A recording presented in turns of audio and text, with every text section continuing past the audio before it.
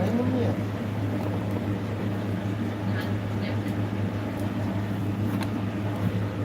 जब से कहाँ बिजी थी? जब से कहाँ बिजी थी?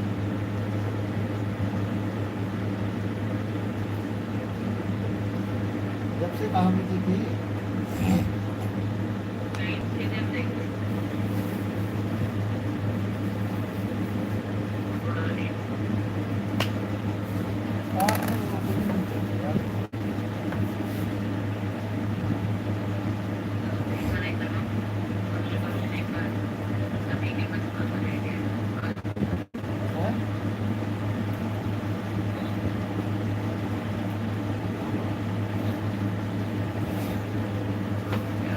सामने तो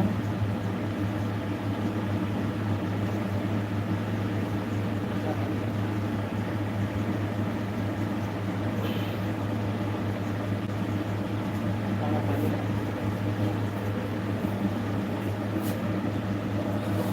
मेरे माँ मेरे का तारजन तारजन टेंगे टेंगे टेंगे टेंगे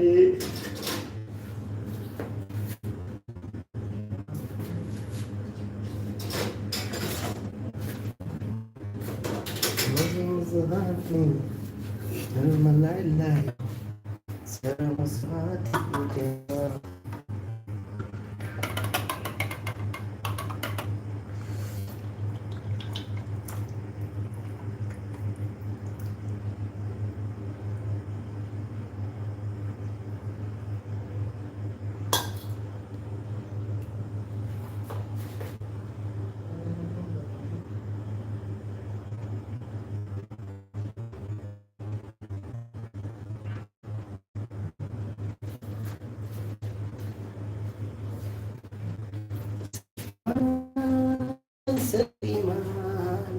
शक्तिमान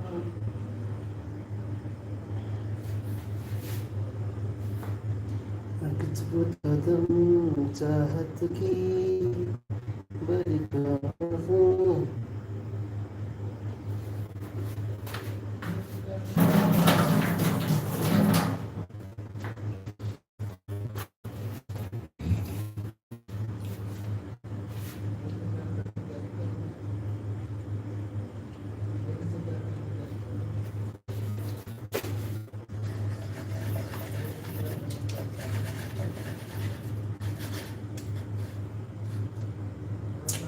अभी हम बना रहे हैं कश्मीरी मटन। कश्मीरी मटन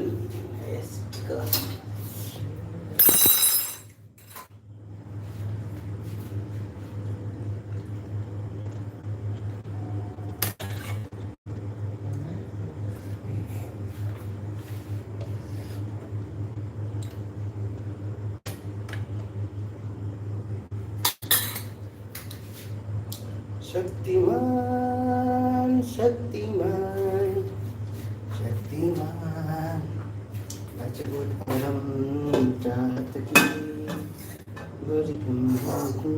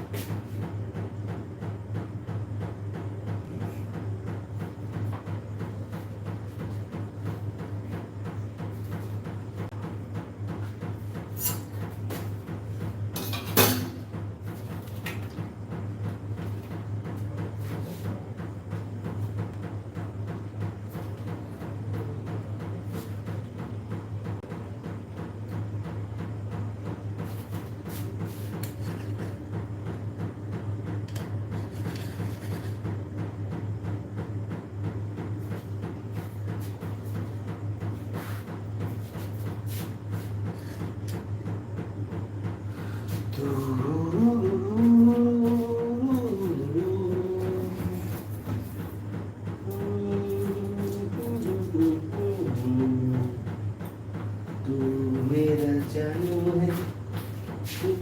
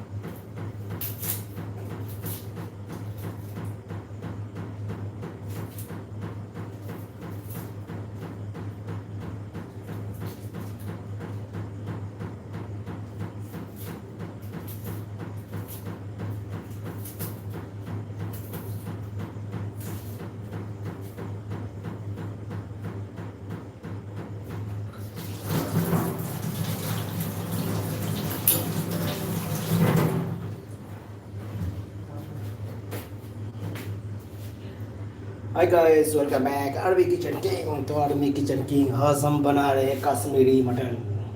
आज कश्मीरी मटन है। इसको जिसको जिसको खाने का दिल कर रहा है तो कमेंट कीजिए। तू मेरा जानू है, तू मेरा दिलबर है।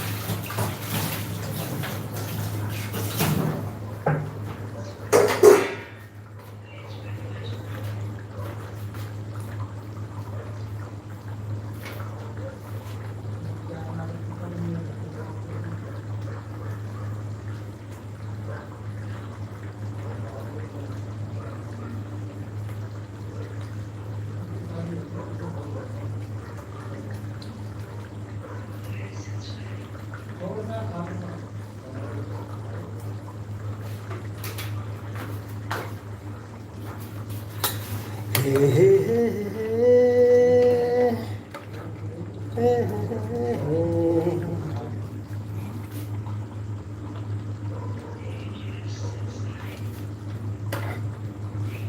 मटन अभी पक गया है, अभी पक गया है। अभी इसको हम उतारेंगे, अभी खाएंगे। पक गया।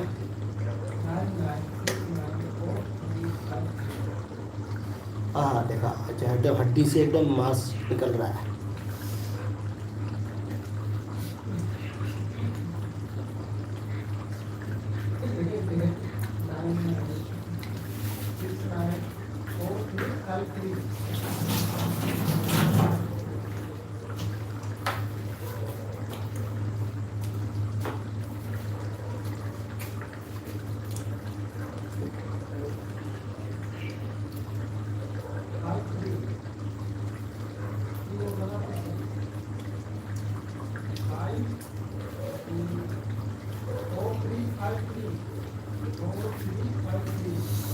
हो गया।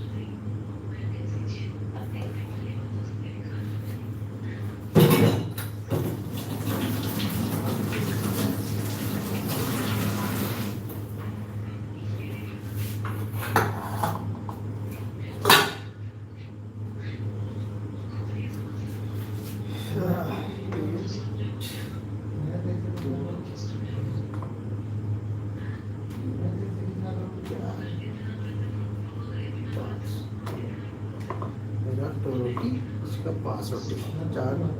1 2 3 4 5 रोटी इसका।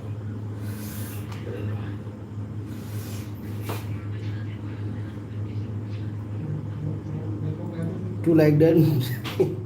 Thank you so much, Pranata. Pranata, thank you so much. Saya lebih lagi begitu muka.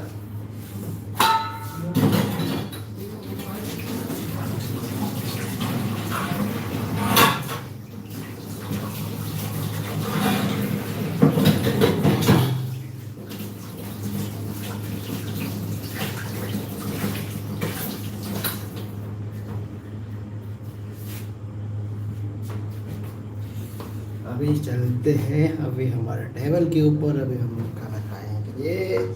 चलते हैं।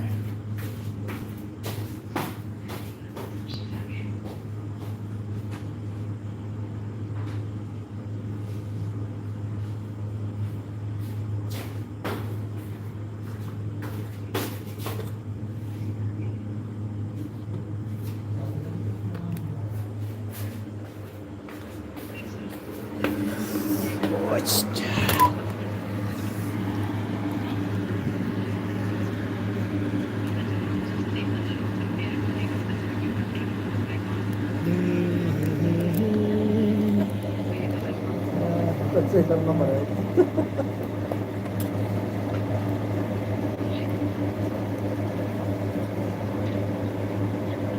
तू ही मेरी जिंदगी,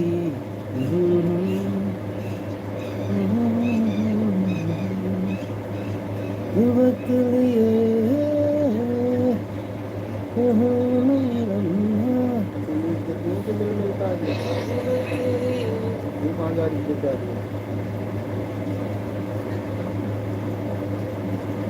Thank you so much, Premata. Chắc chắn là vô Premata. Tú like chứ cái nào nó like tôi video mình nè, cái nào nó like tôi video mình không được nè, một like. मेरे नसीब में तू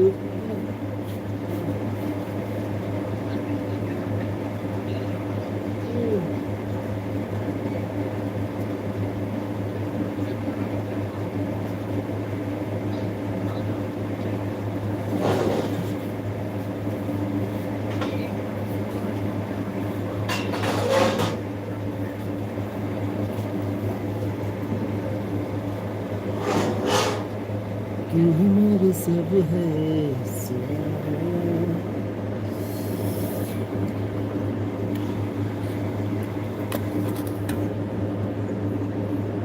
रोटी खा रहा हूँ 5 minute में कर रहा हूँ।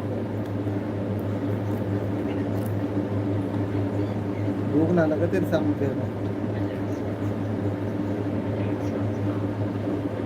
खा लूँगा मैं।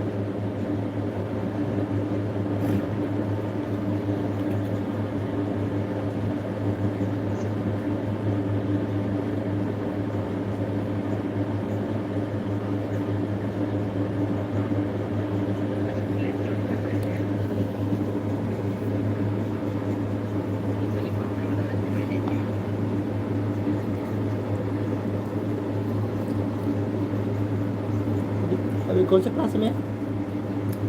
कौन सा क्लास में अभी? BSc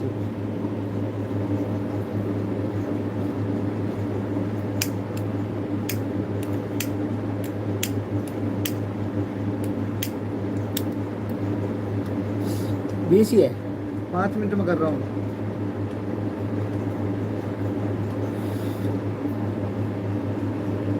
BSc है।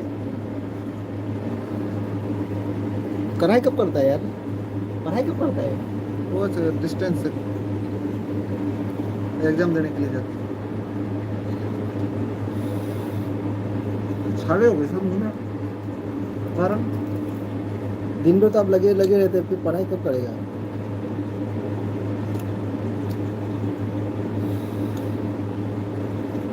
ऐसे हरियाणा साइड में तो ऐसे ही है। बहुत पुलिस में हो जाता। 2019 तक हरियाणा में 2 बार भर्ती होती थी। थोड़ा एजुकेशन कम है ना उधर, एजुकेशन का कमजोर है थोड़ा। क्या बात कर रहे हो सर? सबसे ज़्यादा IPS तो सर तो पैसा दे के भी हो जाता है तो। सब पैसा देके वाले हैं, पढ़ाई वाले कोई नहीं। वही तो बोल रहा हूँ। जैसे कि केरला और मणिपुर। ये दीदी होती ना नीट की एग्जाम कर रही है हरियाणा में होती ना। केरला और मणिपुर एजुकेशन में रहता है नंबर 1, नंबर 2, नंबर 2।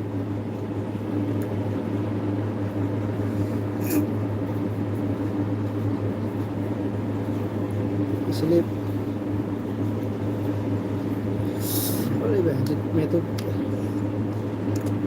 आपके चक्कर में मैं जला दिया था।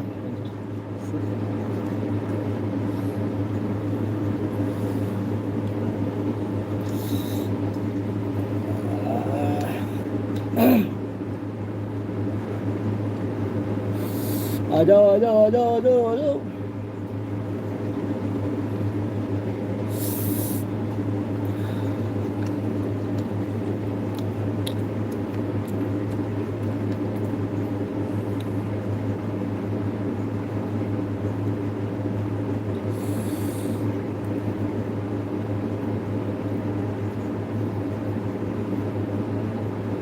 मणिपुर में अटैक हो गया। और मणिपुर में तो होते रहता है, वो नॉर्मल है।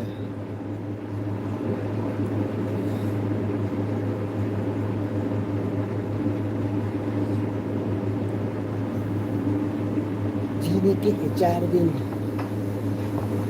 ओ ओ बाकी है बेकार दिन। हेलो गाइस, आज हम खाएंगे ये कश्मीरी मटन।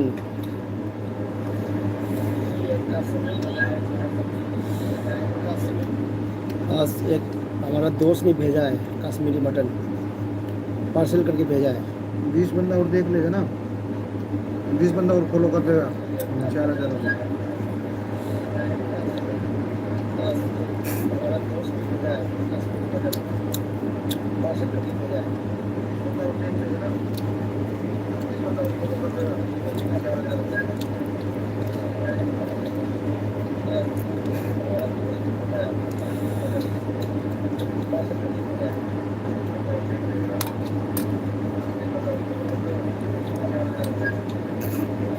क्या सभी है? अच्छा है, खराब है? ये पूरा बोर ये है बोलने से।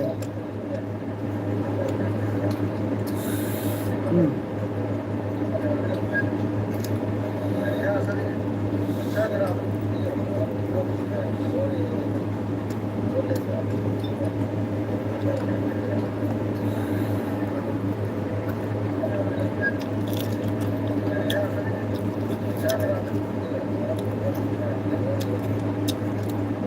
आहा, मज़ा आ गया।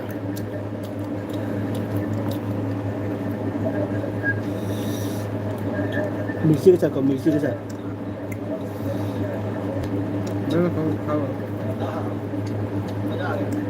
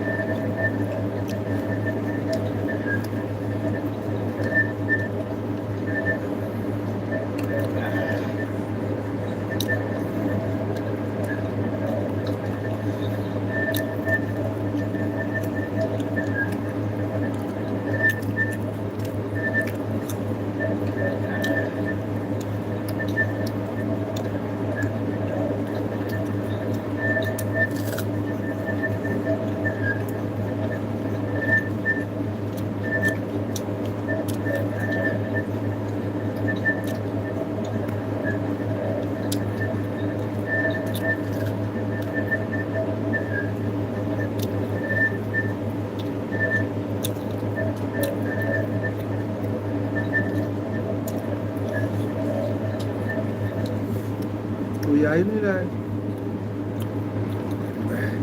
कोई आइडिया आएगा, रात को आता है।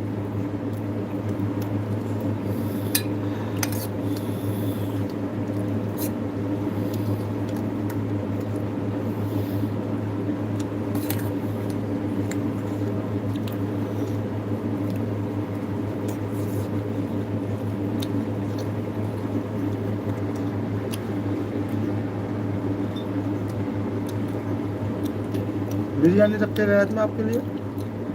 वो खराब हो गया।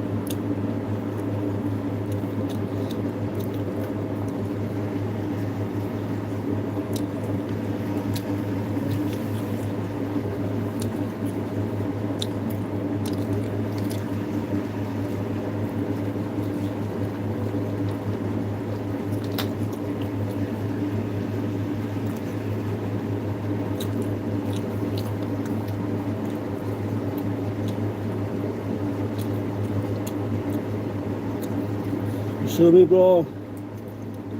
मैं आ गई। Thank you so much bro, thank you. Hello, thank you so much. 라키 위에다부터 옆쪽에 브로 라키 위에다부터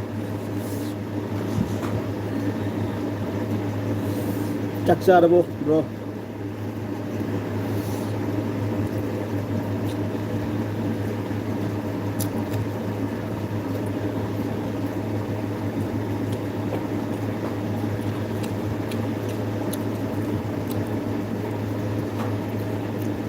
It's a white rice. Okay.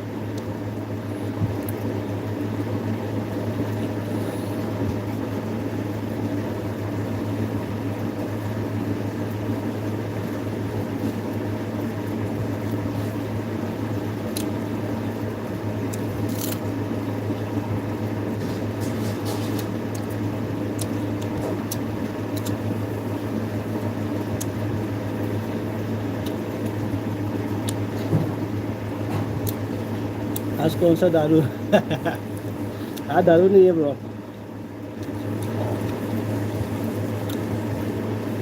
आज दारू नहीं है। थैंक यू सो मच आप याद दिलाने के लिए।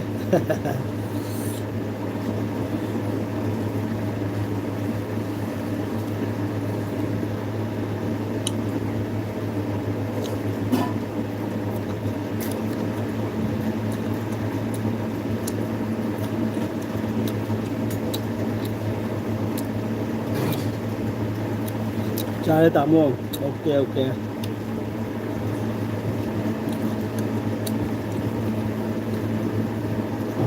व्हाइट राइस करी चाय बा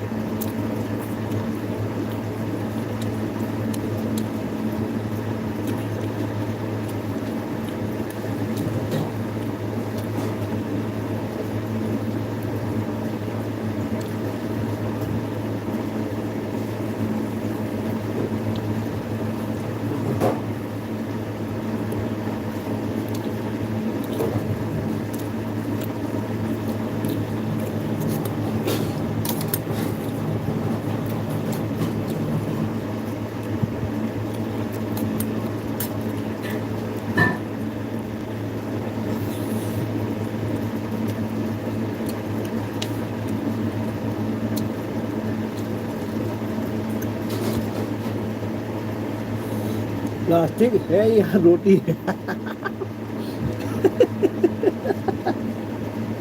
ये रोटी है, रोटी मशीन की रोटी है ना, इसीलिए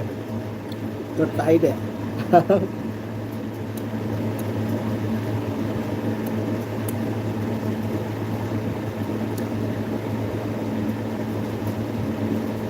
ठीक है रोटी, ठीक है रोटी। पोर्क, अच्छा अच्छा, पोर्क अच्छा अच्छा।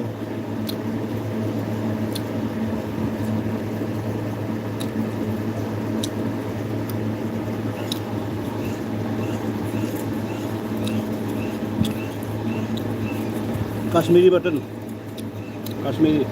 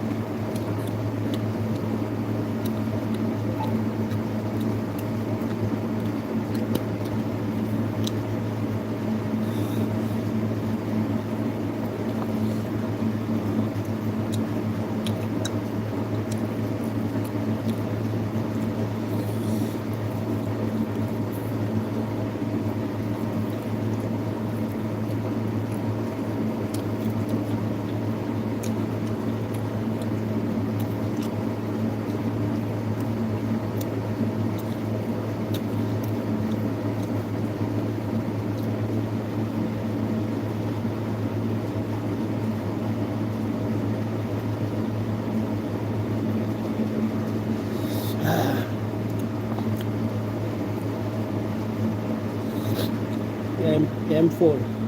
M4, M4 ID,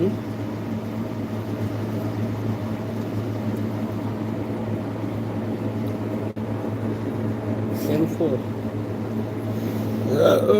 M4 ID कहीं तो खंग रेबो, सुमित ब्रो खंग रे करे ना M4 से है, ब्लैक मेटे, अच्छा अच्छा, ओके। मुका बिकी मैटे ने बॉर्डर इंसान सिटी अथिंग बदा अने भी तारे है बिकी मैटे थैंक यू सो मच गेलवी लगी बगी थैंक यू ब्रदर केजन चल के ब्लैक मैटे बिकी मैटे केजन चल के आई यहाँ से कश्मीरी के नोने वा कश्मीरी मटन ने वा को और सुमी ब्रो बोला ना I love Kashmiri food yes me too bro me too I सुनी कश्मीरी जंग हावे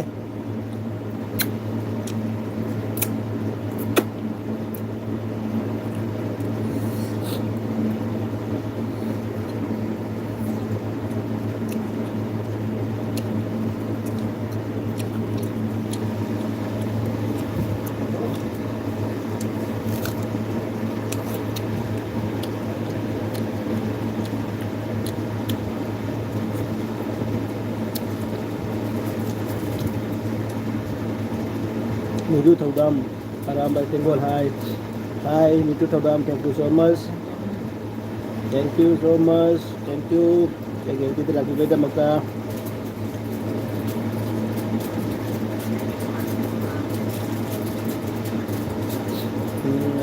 Nidu Aram by Tengol, hi, thank you so much, Nidu Thaudam, kay Damno Yamba, ꯑꯩꯗꯤ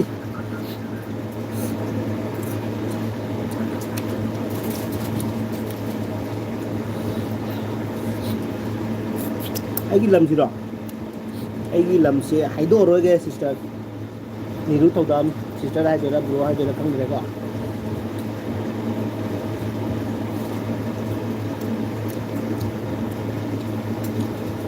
Sumi Yotumi watching 67 nobody message. Yes bro.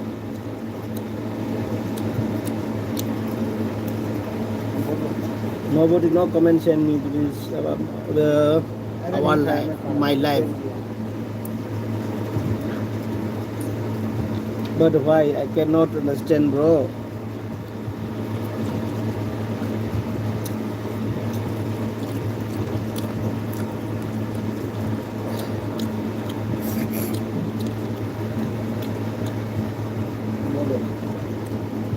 Bro koi dal sabji ka chare me ti bikini bro koi dal chare nupani arambai koi gi nupani arambai koi ga gi minda leiba nupani arambai koi gi minda leiba nupani arambai koi acha acha ai gi minda leiba nupani nupani arambai koi gi minda leiba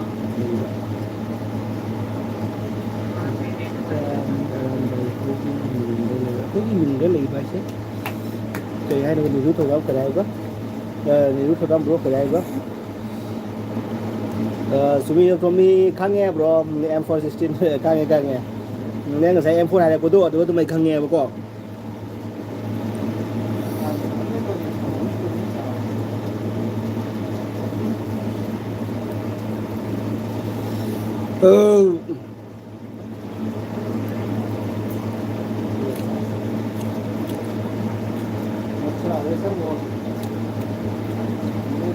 Nó làm cha rồi luôn,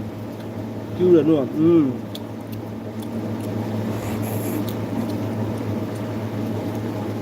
ok sao rồi, lupa ni Aisyah Arambai ni, ikut amagi minda kau pada, asal lupa ni Aisyah Arambai ni ikut amagi minda, oh sah, okay bro, thank you so much. Di Malembang Manipur Fare, Ibu tu pakai mana Fare, and Jai Hind bro, agak cari, dua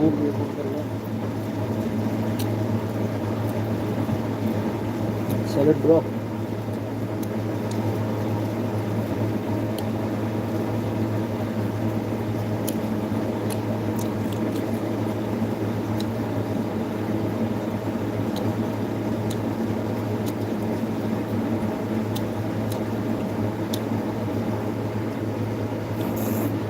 Program bro này bây giờ bro được kia mấy bro silver cái lấy cái đấy kìa ai đi cái đồ đấy đi silver chính nó là cái được không bro ai đưa đi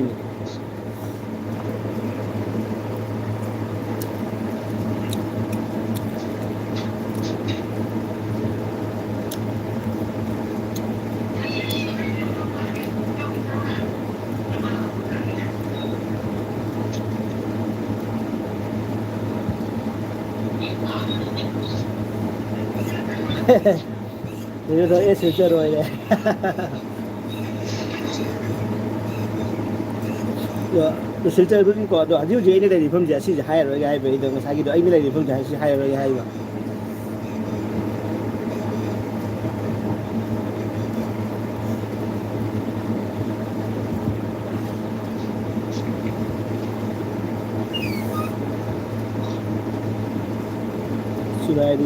Sunai đi khang nghe अच्छा अखोई लखीपुर लोम दे लागा सिंगी बोल लोम दा लागा लाको दो अदुगा फंगने सुनाई लोम दते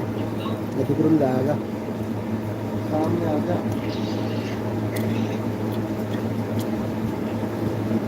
अच्छा सुनु कौन समले काय दे मिले अच्छा या कौन समले काय ऐसे है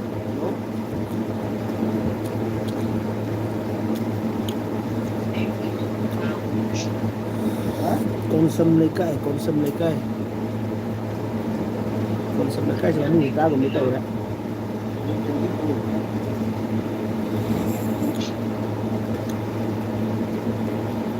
em mới ăn cái của sọ cái ai đấy vậy cái ai đấy ahamba bro na mami hai ahamba gitu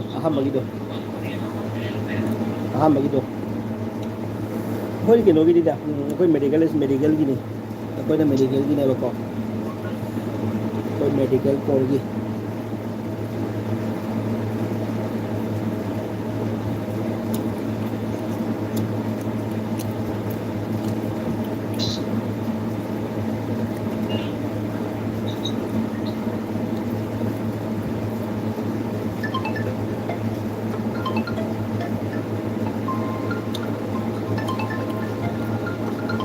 nete koi ya nete ya di ya nete koi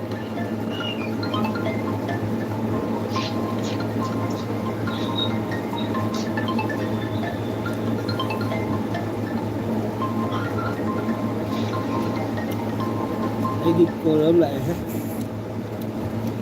cái column lại tôi mình sẽ skip cái này rất thằng kẹt hello mèo mèo mèo mèo papa की पड़ी पापा की पड़ीนี่หนาเล่าเนี่ยเป็นพันธุ์เสีย live चलिए दोगी नहीं อ่ะ live चलिए बा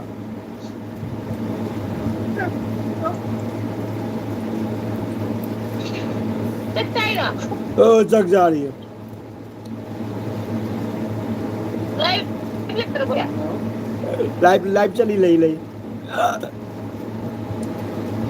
โอ้ถ้าไปดูดิทำมาไง okay cái अंगा में जिंगे ने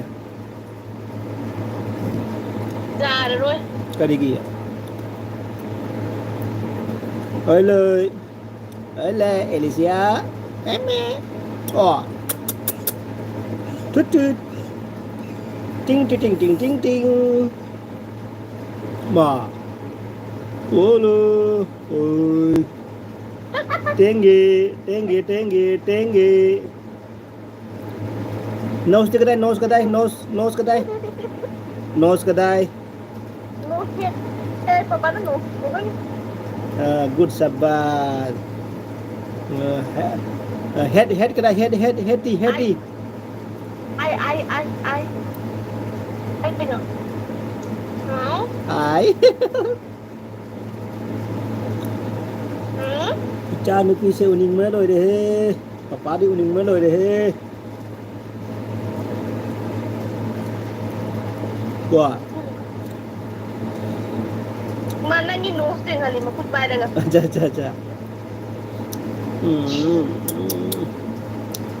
chúc những mana rồi đấy bọn chúc những mana rồi đấy papa chúc pa bọn nè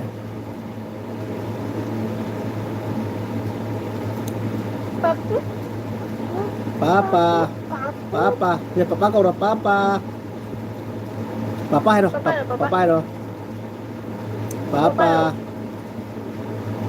papa hay rồi ป๊า ơi papa hay rồi nang gari lagi rồi papa nang gari lagi rồi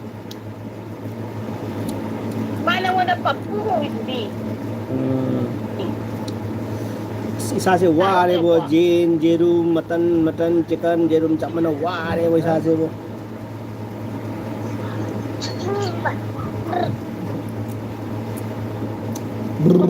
ป๊าป๊าของป๊าป๊า Baba maaf songom bito เรื่องนวลด้วยกับมันมัน tu non bes ด้วยกับมัน tu non bes jauh dari cak saning dia จ้าก็นั่งอยู่ตรงปกติการมันตัวเจ้า sang dia tu pun sudah ada yang ni cak ada sudah ada งั้นยินดีกดทานจ้าอยู่ตรงนี้จ้าหรอUdah sewa itu. Baba tama hangoi roi na play ba Kini ba tổng luôn ba còn ba còn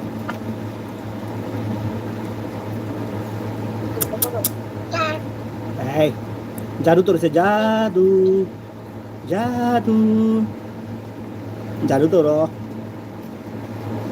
Korai macam jadi macam di. ba năm một đất thay vậy Nak apa? Nak papa lah aku nak iprit am terlebih roi nang kang ni nang hendak lah aku papa prit roi.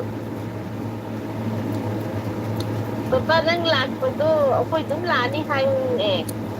aku sudah tôi nên là tôi mình khi bố tôi sudah dạy tôi nên là tôi mình đã bố tôi sudah ada ni hay nè thì mua talaga apa mapilaw ni hay nè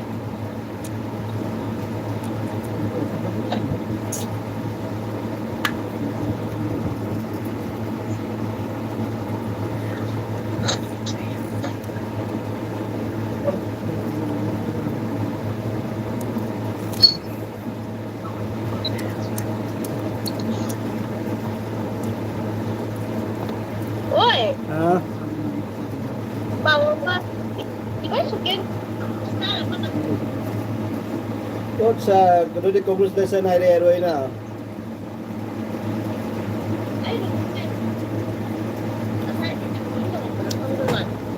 Asa nap su bila ka. nó xa tiền là lấy ai tiền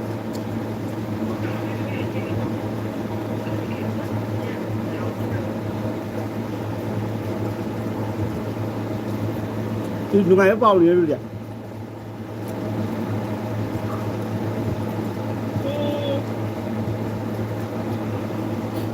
Tu moi party tau roi dulu. anh thì tôi ý thì nó một ban cái này đấy tôi đến rồi đấy Acha. Okay. Jadi party tau roi party.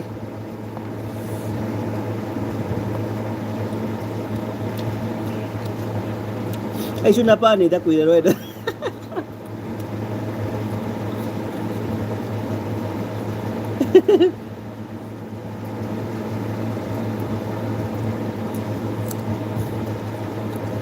Kari. Start ni.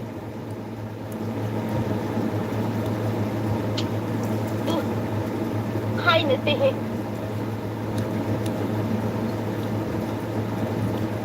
ô là hai vị Okay.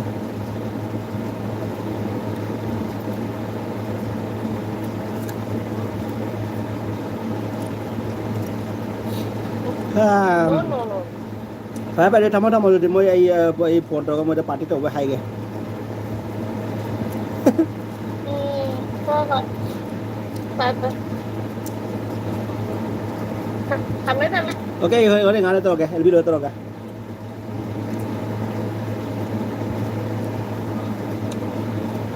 Hey LB rồi tàu cái.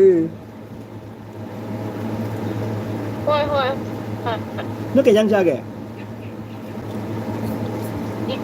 đi khá phù nhỉ thì đi ra được nghe Kena tani ngay na? Elisa tadi nghe nó thì Elisa phù nghe vậy Acha. Ate kisum tani nggak, Pak?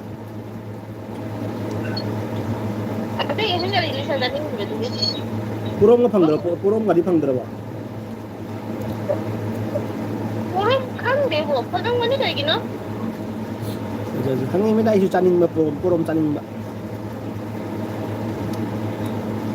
kenapa Purom caningi, purom.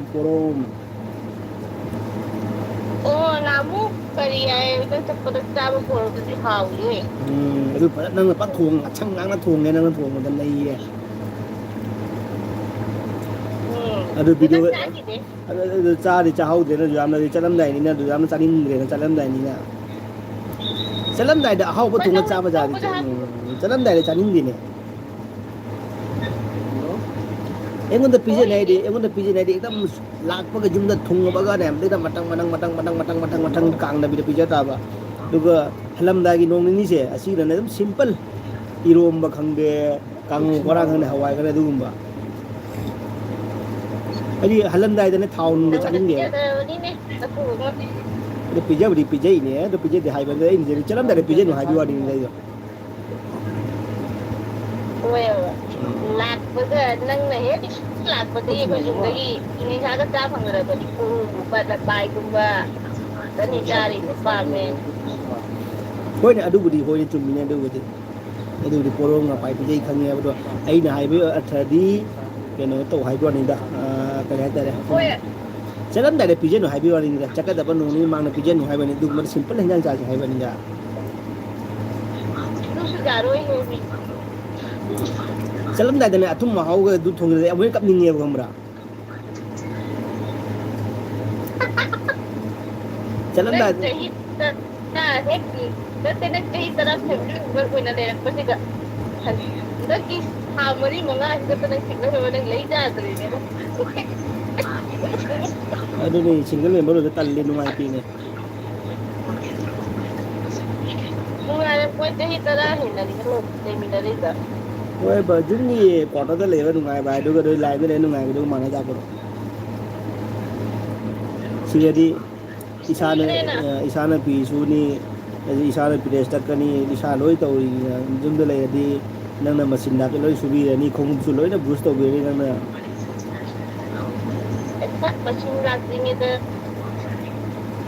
ꯁꯨꯗꯕꯣꯏꯔꯦ ꯁꯨꯕ expert ꯍꯣꯏꯅꯦ ꯑꯩ ꯅꯪꯅ ꯊꯕꯛ ꯑꯩ ꯅꯪꯅ ꯁꯨꯗꯦ ꯍꯥꯏꯕ꯭ꯔꯥ ꯑꯩ ꯅꯪꯅ ꯁꯨꯗꯦ ꯍꯥꯏꯈ꯭ꯔꯕꯅꯦ ꯑꯁꯨꯛ ꯅꯨꯡꯁꯤꯕ ꯅꯪꯁꯦ ꯍꯥꯏꯒꯦ ꯅꯪꯅ ꯑꯩꯒꯤꯇ ꯀꯩꯗꯧꯉꯩ ꯑꯣꯏꯖꯅꯤꯡꯉꯤꯀꯣ ꯑꯁꯨꯛ ꯅꯨꯡꯁꯤꯕꯤ ꯅꯪꯁꯦ ꯑꯩꯒꯤꯗ ꯑꯣꯏꯖꯅꯤꯡꯉꯤꯀꯣ ꯐꯖꯕ꯭ꯔꯣ ꯏꯁꯩꯖꯦ ꯐꯖꯕ꯭ꯔꯣ ꯐꯖꯕ꯭ꯔꯣ ꯐꯖꯩ ꯐꯖꯩ ꯅꯪꯕꯨ ꯋꯥ ꯑꯁꯨꯝ ꯋꯥꯅꯤ ꯑꯩ ꯁꯦꯝꯇꯔꯒꯦ ꯇꯥꯎꯅꯦ ꯅꯪꯕꯨ ꯑꯁꯨꯝ ꯅꯤꯡꯁꯤꯡꯗꯨꯅ ꯂꯩꯔꯦ ꯄꯨꯟꯅ ꯀꯥꯊꯣꯔꯄ ꯃꯆꯥꯅꯨꯄꯤꯗ ꯅꯪꯅ ꯂꯟꯕ ꯃꯥꯟꯅꯩ ꯃꯌꯥꯁꯦ ꯃꯇꯟ ꯆꯥꯕꯒꯤ ꯀꯥꯔꯛ ꯀꯥꯔꯛꯇ ꯃꯌꯥꯝ ꯆꯪ ꯂꯩꯔꯦ ꯇꯜꯂꯤꯀꯣ ꯇꯨꯀꯠꯆꯩꯌꯦ ꯑꯩ ꯂꯧꯊꯣꯛꯑꯁꯤ ꯕ꯭ꯔꯁ ꯇꯧꯗ ꯌꯥꯔꯣꯏ ꯑꯃꯨꯛ ꯐꯔꯦ ꯐꯔꯦ ꯅꯪ ꯂꯥꯏꯐꯇ ꯂꯩꯖꯔꯣ ꯑꯩ ꯃꯨꯠꯇ ꯊꯝꯃꯤꯗ ꯑꯣꯀꯦ ꯕꯥꯏ ꯕꯥꯏ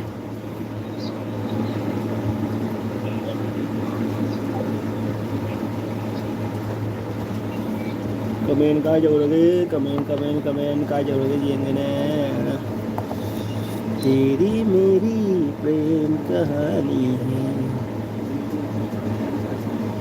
आपको आना दिल धड़काना यूं शर्माना प्यार आ गया रे प्यार आ गया 73 watching और करी मैसेज में हम मेरा में है मेरे मेरा एक हज़ार किलो के सुन रहे से करा काय जाओ रे सिल्चर वो ऐसा सी पारेगा सिल्चर रे मनी ब्रो सिल्चर बिकी मेटे सुनाई दी खंगे ओके ओके सुनाई खंगे को और के सुनाई जो खंग मंत्रा सी पाग रहे सुनाई ये फरे या फरे वो सिल्चर अरे यार क्या हो गया चाबल हो हमने लाइडन मैं करा या मेरे पुलिस वाले जो पाग रहे हैं आज नेहरू पुराना सामने फुल से पाग रहे सामने फुल टेल रो इन आर्मी मेडिकल कोर हाई रहे Sumi for me my my Jio mobile is finish अच्छा अच्छा okay bro okay okay Sumi bro thank you so much okay okay कोई दिक्कत नहीं लाइडन थैंक यू सो मच मनी ब्रो चक्स आ रहा वो कहीं चल के सुमी टोमी नगारमी कुरमजई सुमी टोमी okay thank you so much Sumi bro मने बंग एलबी लोरेगा करम कान तौदोइनो एलबी लोरेगा करम कान तौदोइनो आदि अच्छा फोन लो अच्छा अच्छा अच्छा ओके ओके एलबी लोरेगा पुंग 12 मखाय मा फोन तौनी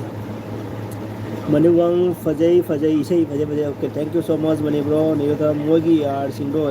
इखोय उबदा नोंमै लोका चिंगना इखोयना कम तौबसु नते मोगी यार सिंगो इखोय उबदा नोंमै लोका चिंगना अच्छा अच्छा okay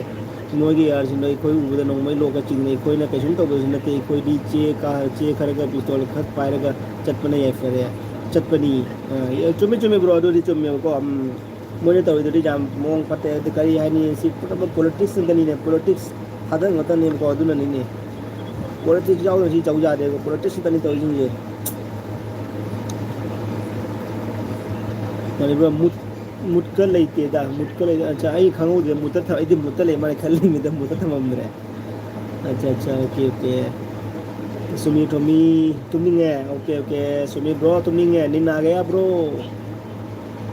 Mani wanaba masuri dal chutney Sumi for me हो गया नक्सल है इस्माइल दे दिया सुमी फमी बस हो गया बस हो गया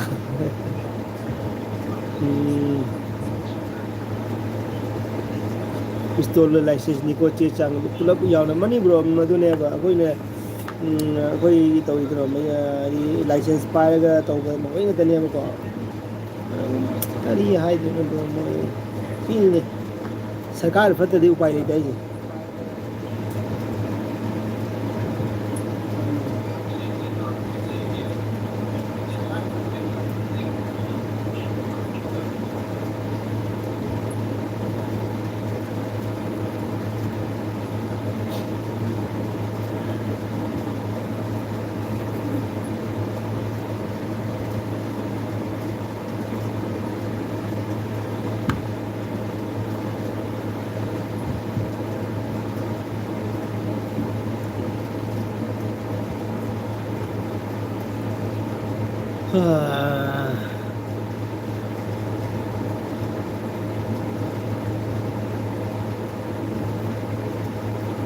Niru thodam kai yang chage ke bro kai yang chage asidi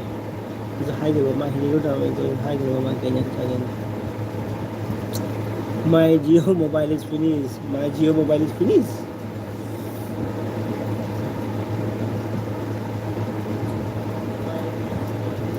my Jio number finish ya mobile finish Jio mobile kang soi chai acha acha okay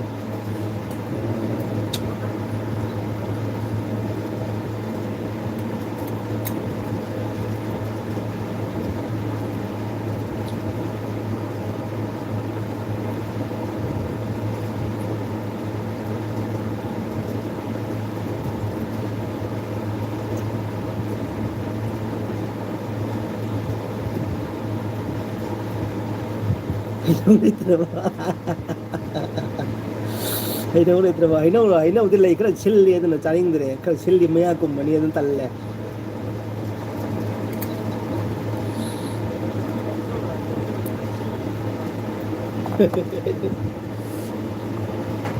आपका आना दिल धड़काना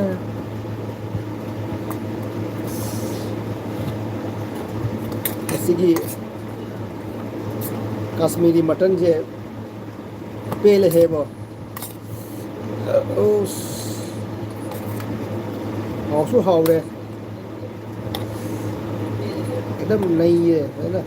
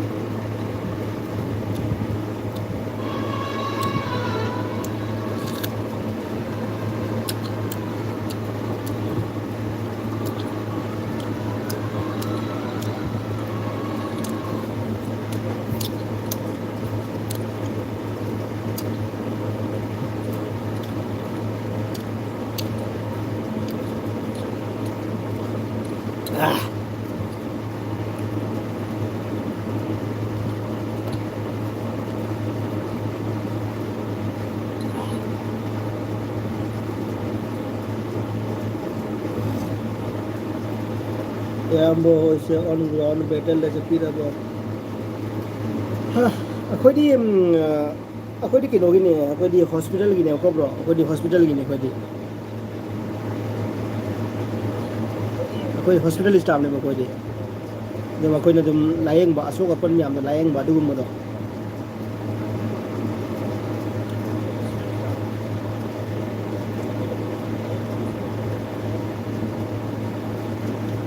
सोमी ब्रो ने आज आपका डोज कहाँ चला गया मेरा डोज एकदम लुगाई के साथ लगे हुए हैं लुगाई के साथ एकदम चुंबक की तरह लगे हुए हैं एकदम वो फोन पे। सुमित ब्रो लगे हुए हैं, लगे हुए हैं। काम हो गया आपको पूछ रहा है। कौन है मेरा नहीं ना ना, मेरा दोस्त पूछ रहा है आप कहाँ चले गए। वो बीमार हो गया कभी ऑटो ड्राइवर, कभी हॉस्पिटल, क्या बात। क्या बात है।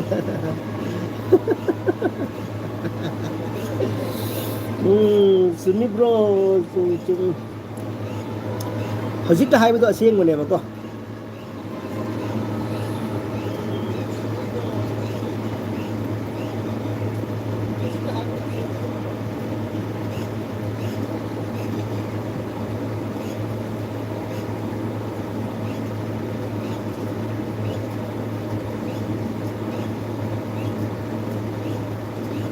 Super Dida Kukida Yauradi Kupagna Kara Nandiwo Koiki Yumi Hakibai. Tadi adone akoi di akoi manataga akoi chigadi moi leite mo jaude akoi mata mo jaude.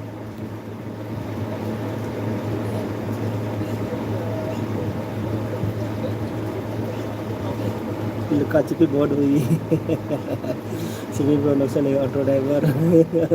Money bro है auto driver है नक्सल है।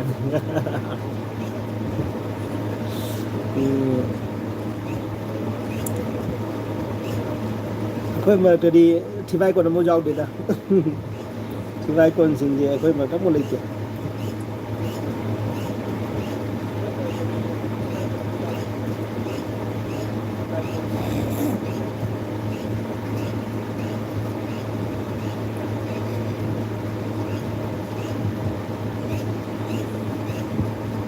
Rosie Raymond Ithojam. Okay, Rosie.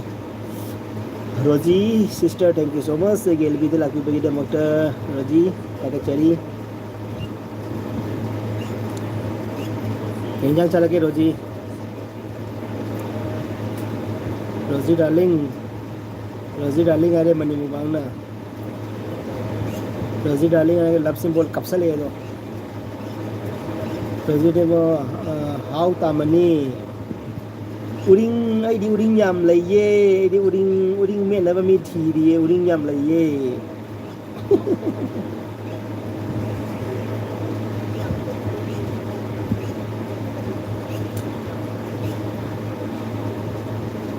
Nan uring ni phagi to lagi bu na to Rosie nang na to na uring ni phagi to lagi bu to. Rosie मेरा darling है, सुमी ये कोमी, रोजी मेरा darling है। अच्छा अच्छा ओके ओके अच्छा अच्छा रोजी आपका डार्लिंग है। अच्छा ओके आपका की हलुक गई गी लाग की बदा मियोय मसेल मोय मसेल मही मही हायरगा मही मही मही मही हायरगा लोक तो नोई पुनः मोय कुलेन आदोनी काउर माले ब्रो ताऊ तो नहीं अरे कोई मोय न कदाई ngam दोनो दा कोई मणिपुर मोय न कदाई ngam दोनो मोय द कई खरा मोय न सपोर्ट फंग मदो दई वा दो गई तो मोय त खरा धमक तौ जबे वाली ने बा मोय न काई ngam दोनो दा मथि चामसिंग द बजु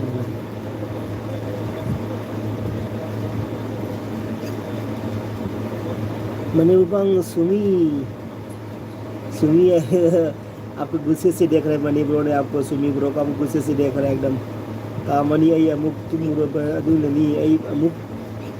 तुम मुरो बा अदुलनी अच्छा अच्छा रोजी ने वो हेमा हिमा रोजी ने नीरू थोड़ा में भाई हम भाई चल लगे ये फरे ओके ओके ये फरे मणिपुरी माने बारे ये फरे यारिंग तो लेमरे ने ये फरे bro thank you so much I Neeru थोड़ा ब्रो आई बोरो बुसु ब्रो के सु थोना बुसु अकोई न थागत फोंदोक चरी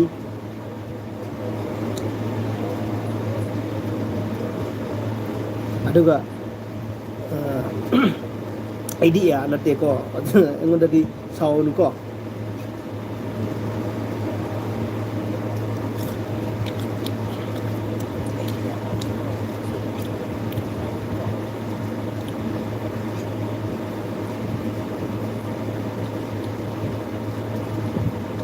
मनी कोई चैनल है, मनी का चैनल है। हाँ ब्रो, मनी का चैनल है सुमी ब्रो, मनी का चैनल है। मनी मुकबांग है उसका, मुकबांग का चैनल है उसका। मागी मुकबांग की चैनल नहीं ब्रो, सुमी ब्रो। तो जी कहीं ना अदुम चाद बिदा मरा मरा ले से चाद बिदा मरा मरा नहीं सिरा ए के नो कश्मीरी मटन ने को कश्मीरी मटन मटन ये कोई चालू है रे मटन ये कोई चालू है रे तो मरु मरा खरा मागी दुम खरा बोनलेस खरा दुम खरा ले रे बोनलेस खरा पाम दे रे को यदि मरु मरा खरा पाम आ दे अदु ले कश्मीरी मटन ने भी चाहिए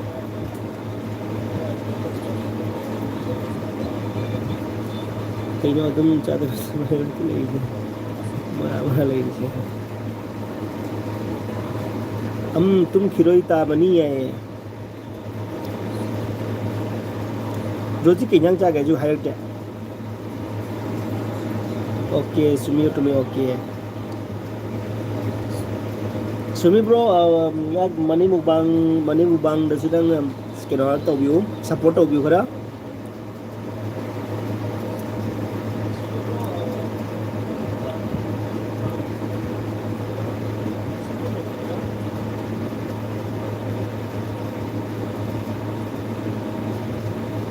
रोजी आएगा मार किसिंग तो से ले दो किसिंग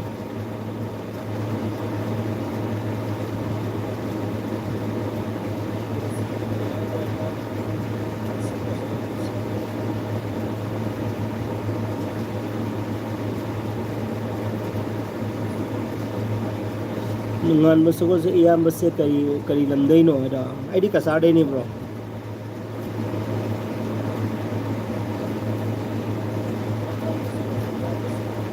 अच्छा आई विल सबका हिट चैनल ओके ओके अच्छा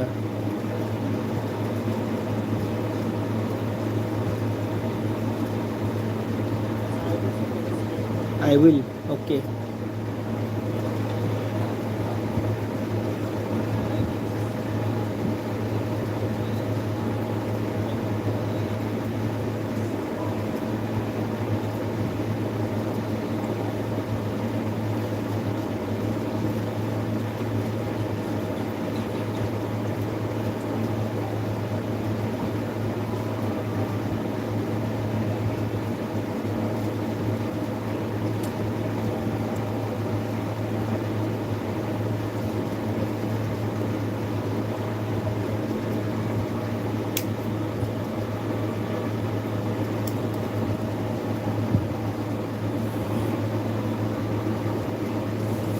रोजी करी तो अच्छा मसीन खुमन ममिट का लौटो जेंगे रोजी से ना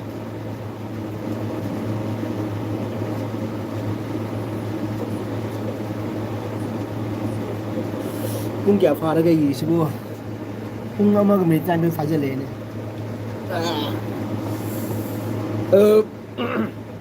ngasi jo kara view je ka bi ramadi fani da sum TNK ga jawra musukar fani ngasi di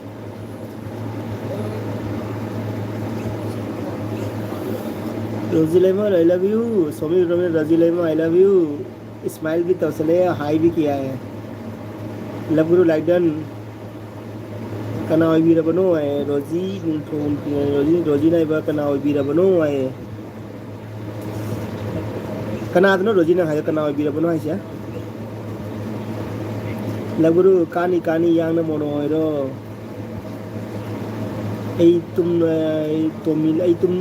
Tumin लेके को है अच्छा तुमिन लेके आए रो अच्छा तुमिन लेके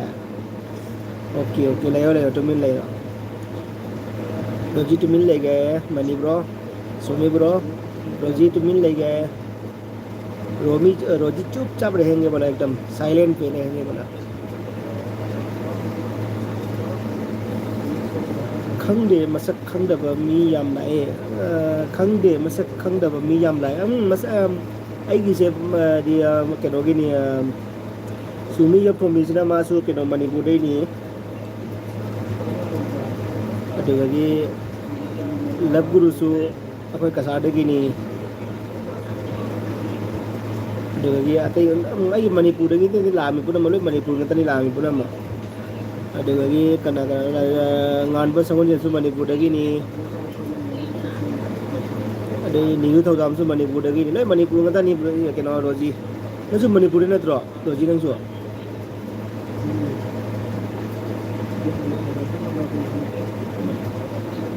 Love Guru rồi gì ấy ni Love Guru से cái nó này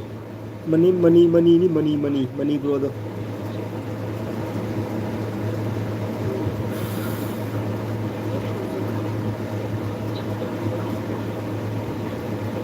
Love Guru kay lam day no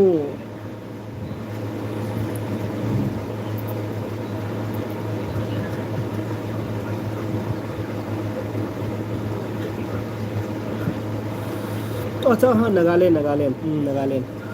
सुबह नागालैंड का है और नागालैंड का है सॉरी ब्रो नागालैंड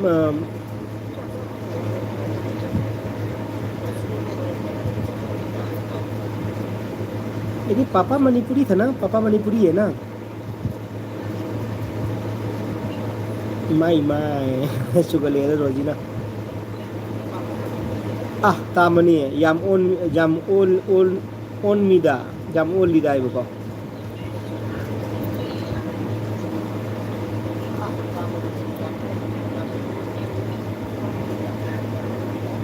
बाला चनु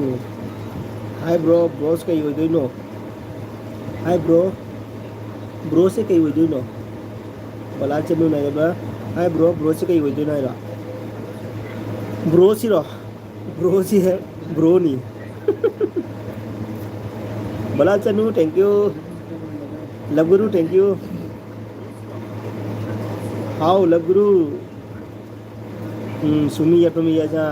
कोई सुमी या तुम मी से वो क्या किन्होंने वो को मां से नागालैंड ने को मैं किन्हों पापा ना मणिपुरी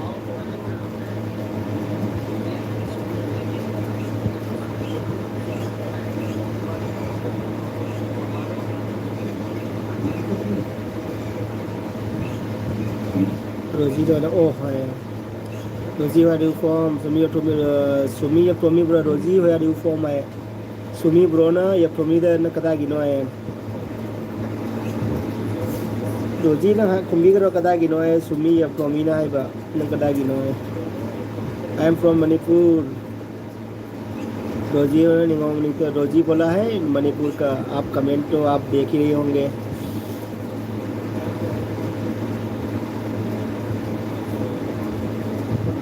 ब्रो फादर नागालैंड अच्छा जब फादर नागालैंड अच्छा और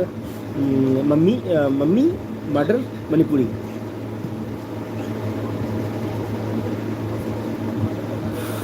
बला जनु ब्रो से कई लंबे नो आई नी कसाड़े नहीं बला जनु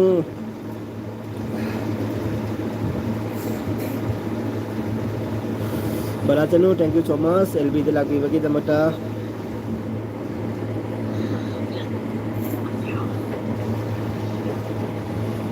सुबह तो ओरिजिनल मणिपुरी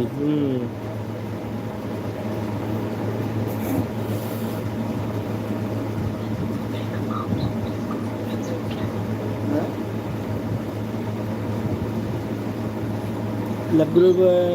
इमारोंदगी पुरोन तरेट इपारोंदगी पुरोन तरेट सकलबनी वसक रोजी नक्सलेदो ओ मणिपुर से लाओ ब्रो ओके ब्रो लाके मणिपुर से लाके नहीं असाइन अमुका मणिपुर चलू बनी को मणिपुर के फिल्म कुंबगी चलू बनी को आइना अमुका दुगा लंबी लमखांग दगी तनखाई रखबो नहीं दा मतम दुगा खरा इरांग खरा लेबो को दो इरांग मद तनखाई रखना तुम चलौद्रे सिरुदी ngakoni ai tare aina manipur da film kum ngai chapane ko khogi noma gunda gumba sage na ka hero gumba su sage na kaiku ga wadi sanga chapane do no kaiku su kana follow ko matam ne du matam duga damadam chauram le nangdi sakkasu yawn fazaram le nangdi damadam chauram le nangdi sakkasu yawn fazaram le itu makata tu kainon damadam chauram le nangdi sakkasu yawn fazaram le itu makata tu kau suwa le damadam chauram le nangdi sakkasu yawn fazaram le ngorang ta oi na boy ning lu ra yakti nang na college कई काउथोरे से दो लबगुरु ना पामुरी निगो खिदौबा रोजी ना नक्सले दो अंजलि अंगोम इसे याम हइये thank you so much Anjali Angom thank you so much बलाचनु अदुदी अदुम तो अबो ब्रो अदुम कुमखिद्रबो अस याम नुंगाइती है अदुनी ब्रो अस आइनि जाम पामजबने कोई दी फिल्म इंडस्ट्री दे चप जाम पामे कोई एल्बम गुम्बा सिम जाम पामजब मीने कोई जे पामजब निपाने बा अदो लेबट तममद्रे अदुदो अतोप रोम लाए अदु ग्रेब अदु कंदर दुदी कोई याम यामी ꯄꯤꯌꯦ ꯑꯗꯨ ꯀꯥꯟꯗꯗꯤ ꯑꯗꯨꯗꯤ ꯑꯩꯈꯣꯏ ꯌꯥꯝ ꯄꯤꯌꯦ ꯑꯥꯔꯃꯤ ꯑꯗꯨꯅꯤ ꯅꯈꯣꯏꯗꯤ ꯑꯉꯥꯡꯅꯤꯗ bro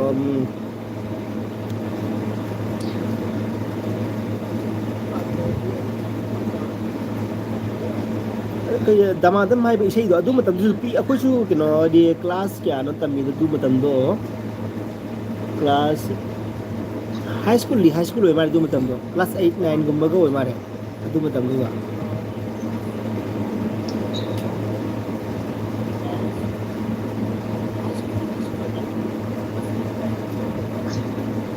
Balachanu bro inupa nate bro korakano bro okay balachanu ichal bikine border city all rounder ni ne pura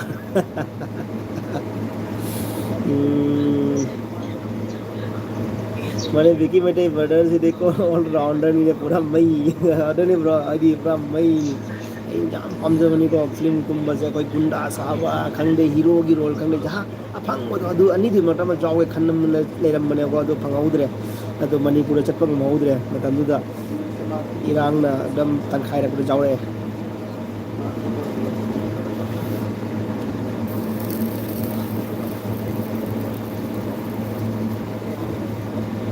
कोई क्लास 1 कारी अदु काना अदु निरोदने दुदी अच्छा मान के चलो आइडिया सिस्टर ने क्लास 1 का बता रहा कि कोई ने क्लास 8, 9 मोर बता सो सिस्टर की कोई जाम न हल्ली का सिस्टर दे गांग नहीं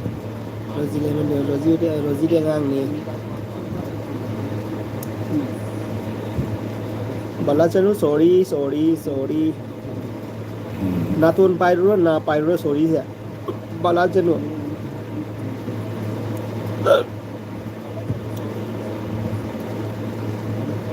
ngasai aine nungthinda longkhak longna hiplaga cigarette thakpada natuna cigarette mathi ta gina ba natun makhunje poktuna leire aduna natun sin na sari da nungai tabla lo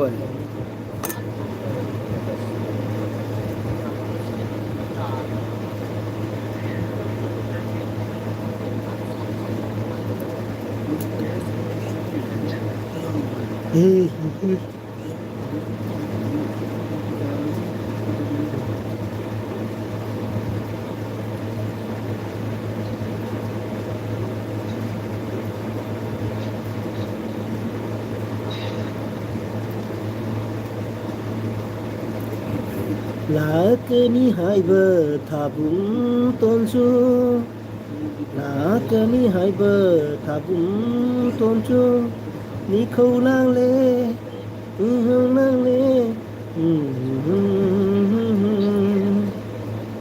Na gyao gana karam hingani karam na Nai to mi thanta Sanglaba punsidi Mamlaba lambi sida Sanglaba punsidi Mamlaba lambi sida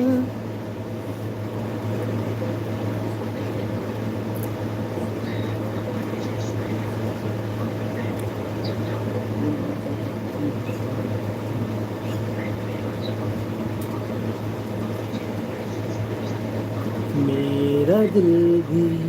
कितना पागल है ये प्यार नहीं करना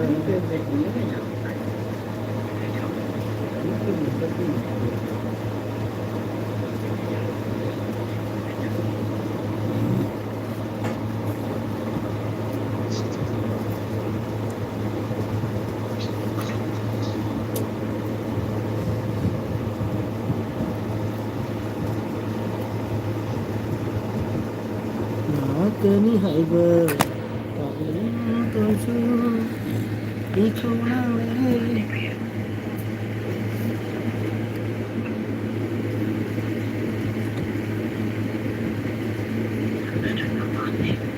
दुकान हो रहा है ठंडा ठंडा पानी ठंडा ठंडा पानी से नहाना चाहिए ओ अरे सुमी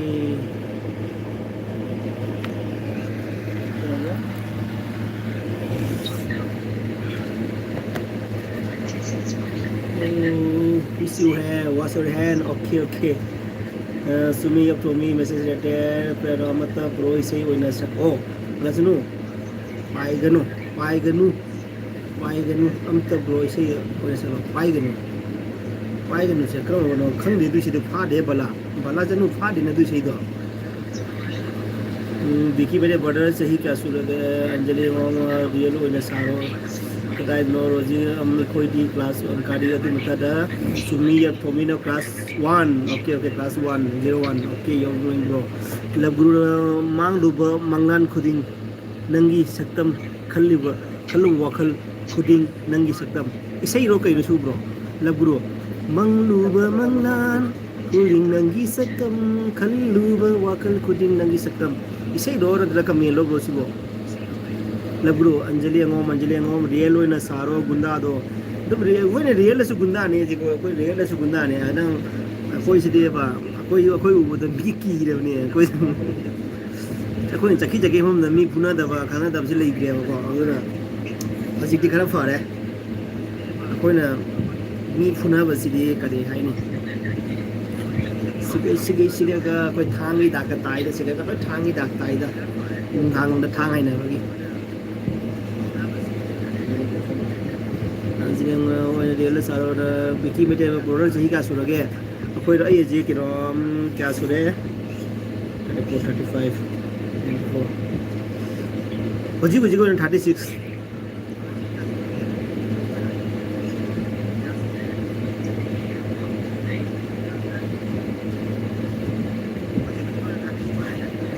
ना ना ना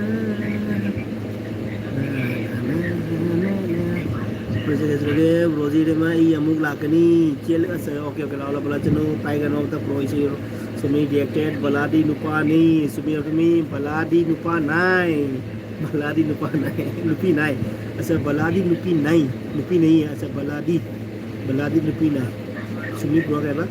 baladi nupi asa baladi nupi ni ba asa baladi nupi nai okay wash your hand okay bro okay kami je pau dulu mana kuj ham sang bro thank you bala chanu oh mani sumi roji oksale maya ka la mami to jeng e to ise rabru roji de how sumi bro bala thank you roji de hi ne rabru ne okay sumi ye promi mera dil bhi इतना पागल है ये प्यार तुमसे करना है मेरा दिल भी कितना पागल है ये प्यार तुमसे करना है जारबो सुनी ब्रो जारबो इसी दो लो ना फाड़े को लाइन से माना नहीं तंग नहीं को जी मैं यार चिक खरे रोजी कहीं दो गया की बुकी है सही था Emang terus kiri sih. Iki betai brother jadi yam nahi bhai yari da. Okay. Aji ichanu pi ma jao re ko tu nahi wese ja re nahi bang am jeni ichanu pi ma jao bodagi. Ichanu pi ma jao bodagi wakhan se ekdam pitha kare ba ko.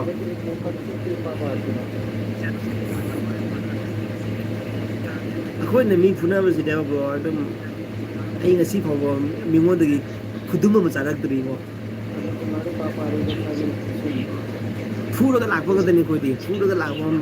tani lai phuro ga ngamma pithara ma lakpa ga tani ngasi phaw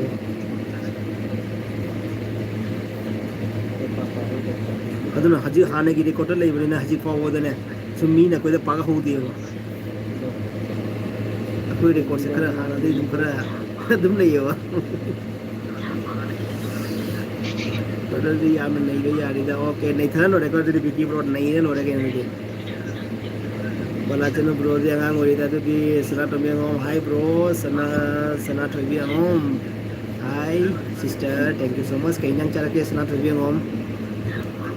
video को उधर sister दी short जाम busy हो रहे हैं short की dense जाम busy हो रहे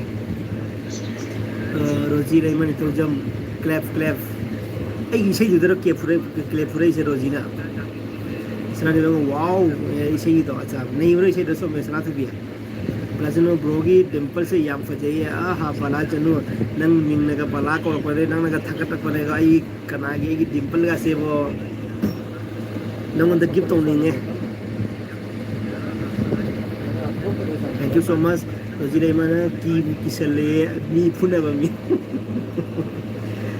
36 ID 34 36 ID 34 36 आई 34 अच्छा सुमी और 34 ओके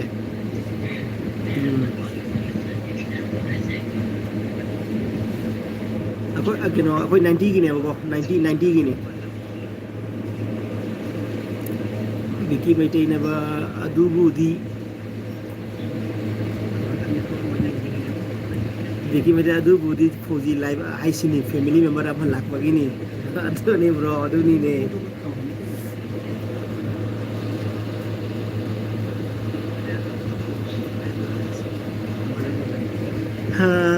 NGC ब्रोगी खुन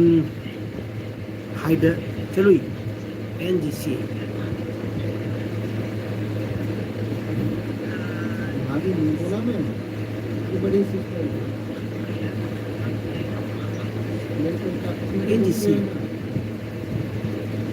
NGC ब्रोगी खुन होइदे चलो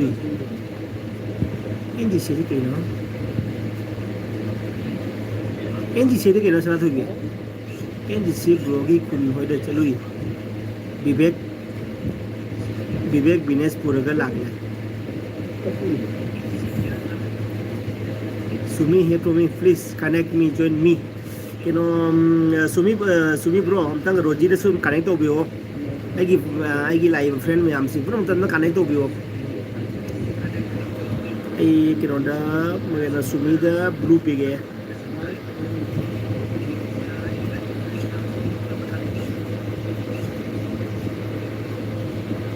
कहाँ चला गया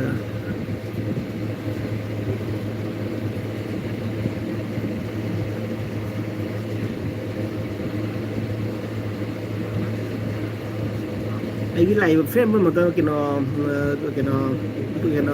mating to view ko give review over Sumi bro Nagaland hero Sumi bro Nagaland hero Love Guru ngasi haibani acha okay acha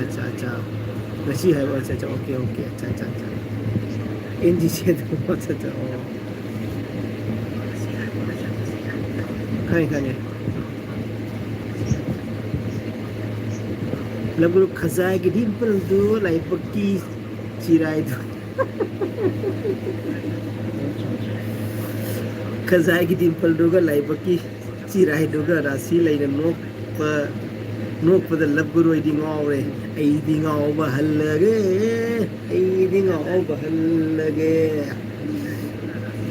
पारीमो नंबोइबा Parimo namboiba aiding ako halage aiding ako halage khajai gi dimple du si pare roji ne noxel hai roji ne noise kanal no kino lapuru de ko mane sina thobi account message delete biki bete border ccu gi otherwise da nei no hoji but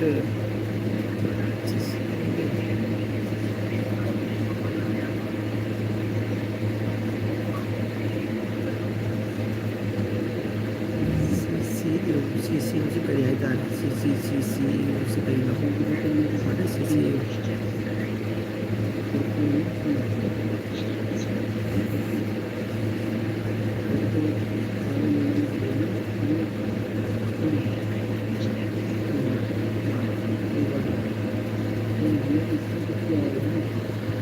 CCU से करी है no भाप तादरे ने करी है भाप तादरे हमरे बड़े CCU की करवा दे रही ना जी भाप तादरे ब्रोडर CCU से करी है नहीं खंगो हमरे परीमोम सी यानी परीमोम का इचेरो नत्रगा तामोरो लाइसे परीमोम thank you so much परीमोम इचे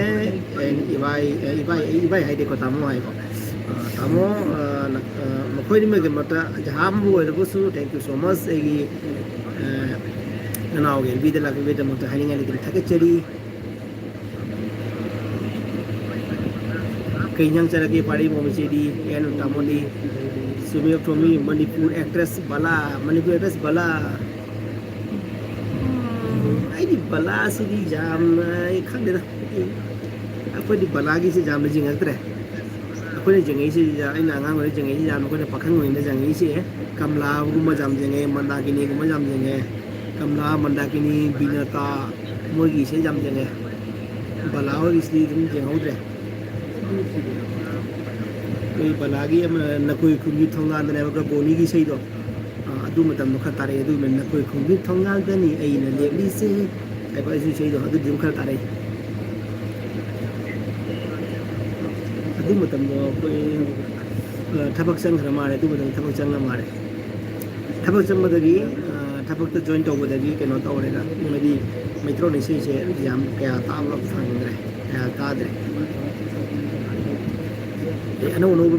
music ma'am यम ताद्रेबको फाबसु ngамद्रे सकलो अतना अली बली दुम ताबने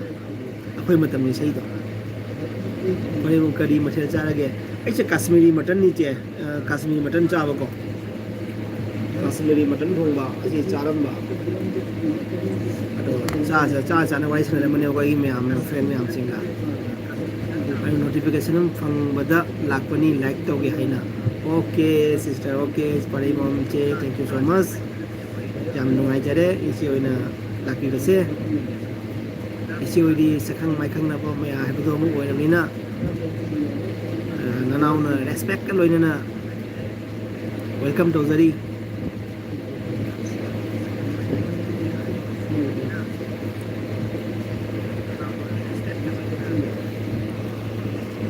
जी मिट ओइ याम चोंगे सीद्रोगसु खंगदे करिनो याम चोंगीदा मिट ओइ याम चोंगे बा अरे मिट ओइ जे चोंगमतसु कैसुम नते खंबरा नंगी हक्सांग दा करिगुम नंगी बॉडी दा कैसुम प्रॉब्लम अमा लैने चोंगमनेबको अखोय मीना हाइदना इस मिट चोंगी पामबम चोंग हाइबसे असि नंगी हक्सांग दा कैसुम प्रॉब्लम अमा लैना माइ सिम्पटम पिरिनेबको सिम्पटम पिरिनेबा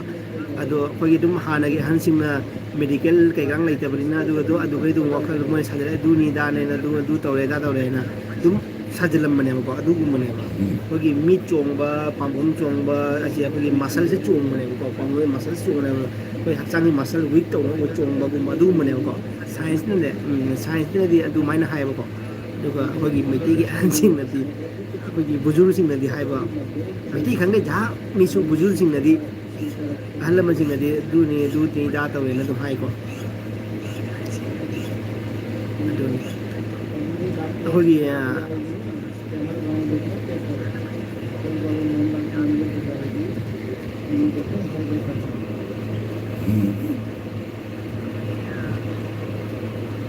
पायब करी मठे चागे से पारे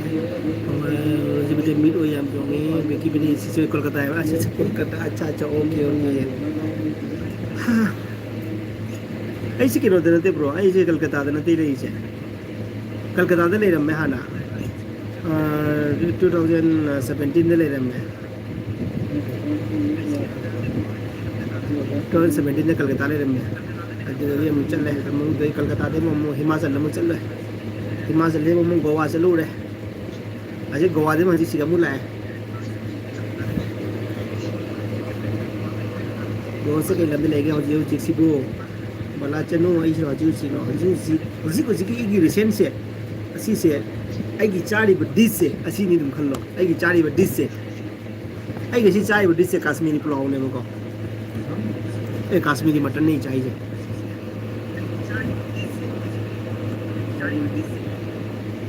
लबुद्र कमला कैकू डेनी ओलेन विनता मंडा डेबिटा मेधा अदुनी ꯑꯁ ꯃꯦꯙꯥꯁꯦ ꯑꯩꯅ ꯅꯨꯡꯁꯤꯖꯕꯁꯤ ꯀꯔꯤ ꯍꯥꯏꯅꯤ ꯃꯦꯙꯥꯁꯦ ꯐꯖꯅ ꯅꯨꯡꯁꯤꯍꯦ ꯃꯦꯙꯥꯁꯦ ꯑꯩꯅ ꯅꯨꯡꯁꯤꯕꯗꯤꯀꯣ ꯃꯦꯙꯥ ꯀꯃꯂꯥꯁꯨ ꯅꯨꯡꯁꯤ ꯍꯥꯏꯗꯤ ꯅꯨꯡꯁꯤꯕ ꯍꯥꯏꯗꯤ ꯑꯩꯈꯣꯏꯒꯤ ꯐꯤꯂꯝꯒꯨꯝꯕ ꯍꯤꯔꯣ ꯍꯤꯔꯣꯏꯟꯁꯦ ꯅꯨꯡꯁꯤꯕ ꯑꯗꯨꯗꯨꯅꯦꯀꯣ ꯅꯨꯡꯁꯤꯕ ꯍꯥꯏꯗꯤ ꯑꯃ ꯅꯨꯡꯁꯤꯕꯗꯨ ꯅꯠꯇꯦꯍꯦ ꯀꯃꯂꯥ ꯍꯣꯏꯁꯨ ꯅꯨꯡꯁꯤ ꯃꯟꯗꯥ ꯍꯣꯏꯁꯨ ꯅꯨꯡꯁꯤ ꯑꯗꯨꯒ ꯃꯦꯙꯥꯒꯤ ꯅꯨꯡꯁꯤꯕꯁꯦ ꯌꯥꯝ ꯅꯨꯡꯁꯤꯕ ꯍꯥꯏꯇꯥꯔꯦ ꯌꯥꯝ ꯅꯨꯡꯁꯤꯕ ꯍꯥꯏ ꯃꯇꯧꯗꯣ ꯃꯥꯏ ꯃꯑꯣꯡꯗꯣ ꯌꯦꯡꯂꯒ ꯄꯦꯟꯖꯔꯒ ꯊꯃꯣꯏꯅ ꯍꯣꯏꯒꯤ ꯔꯥꯅꯤ ꯊꯃꯣꯏꯒꯤ ꯔꯥꯅꯤ ꯍꯣꯏꯒꯤ ꯔꯥꯅꯤ ꯍꯥꯏꯕ ꯏꯁꯩꯗꯣ ꯑꯁ ꯑꯗꯨꯗ ꯃꯥꯒꯤ ꯀꯥꯏꯀꯨꯒ ꯃꯥꯒꯗꯣ ꯑꯗꯨ ꯏꯁꯩꯗꯣ ꯑꯁ ꯇꯥꯔꯤꯕ ꯃꯈꯩ ꯄꯦꯟꯕ ꯅꯥꯏꯄꯣꯠꯇꯦ ꯃꯇꯝꯗꯣ Denny udah teman komen yang pokok oke thank you lab guru na roji siba ya deko ai kamai to ni pari mo na cha nupi le sabi farm nani pari mo che fare 1 years ka 14 man fare che cha nupi roji le lab guru khang debo sido re bu er si roida nangi ogi mi chongai do nangi keno youtube te paisa lak to re hai rin do so mi roji kaisam roji कसम की कसम है कसम पे प्यार नहीं करना कसम की कसम है कसम रोजी ले मन तो जम सुमी नाइस सॉन्ग है इसे जम पचे रोजी नाहक याउदना करम न हिंगनी रोजी दा अच्छा रोजी नाहक याउदना करम न हिंगनी है लगुरु ना पाई हो जना इनो मणिपुर चलो चिरो कुकी हटपा याये चटप जाये जाये परिमुम हाथ से अखोदी हाथ पर तुम माजे कोई अखोई हैनबी सब्जेक्ट ने वो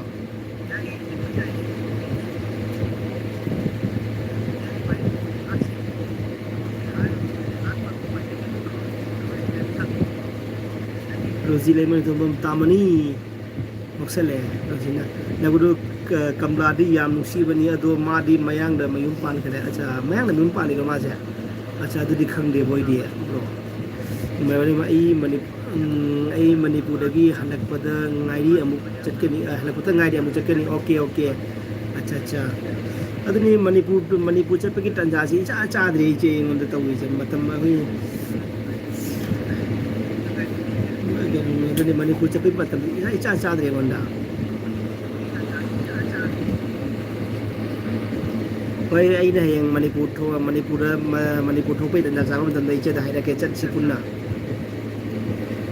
पारी मोमिचे हाइरके को चटसी पुन्ना एदी अमत हेक पामबे खोइदी सोमा पामी है को सोमा पामी भाई सोमा सु पामी सो खंगने सोमा गदी खंगने सोमा दी बिजू दी पामी बिजू दी नुसी बिजू सु नुसी सुमी ने आई एम इन टॉयलेट आई नक्सल दो अच्छा और टॉयलेट से कमेंट कर रहा है मारी वजह कंगलई पानी याफरे मणिपुरी माने याफरे कंगलई पानी याफरे लाइन तो इपुदों ने लाइन तो लेमरे ने याफरे पारी मोमना याफरे जी नेने पारी हाथ सुमोदी सीधो बनी लोइना सा लोइ अयाम्बा पकला बनी yes loi pak ya sa okay nene pari roji ne ko nene pari hata sumodi shiro me loi ne yes loi ayam pak na bane ko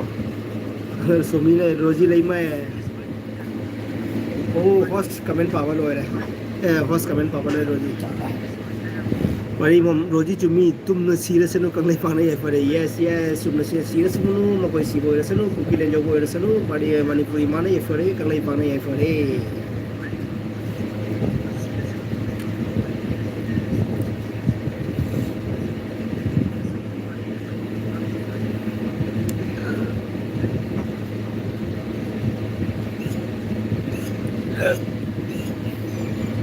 Don't leave me and Oxley.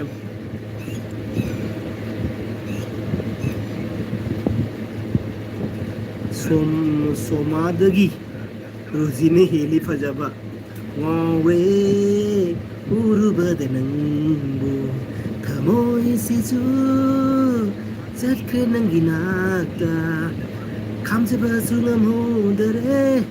Nusimino Kelida Yawe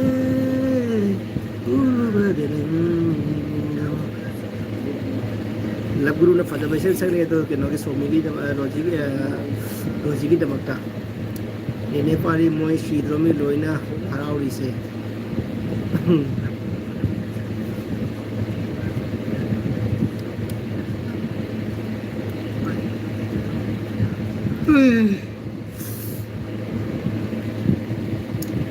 감사가 수나모데 웃으면 어린이가 나를 우르르대는 에네시소 작은 웃음하다 이게 라와이지가 땅에 해봐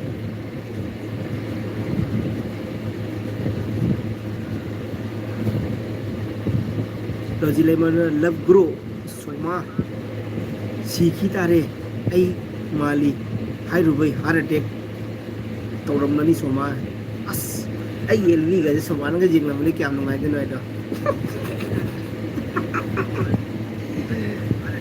Ai Yelli Soma Jinglam Jingle Madi Mangasi Heart Attack Orani Ein one of the news that I should join the Jaurani Army के सैनिकों की life तो समाना रोजी तो सोमा माल है जो रोग सोमा तो हर टेक और नाना सीख रहे हैं हर टेक ना लाई हर टेक को नहीं यार हाई देखो मी यही नहीं किन्हीं में तो कोई नहीं एलबी धातु की तो भी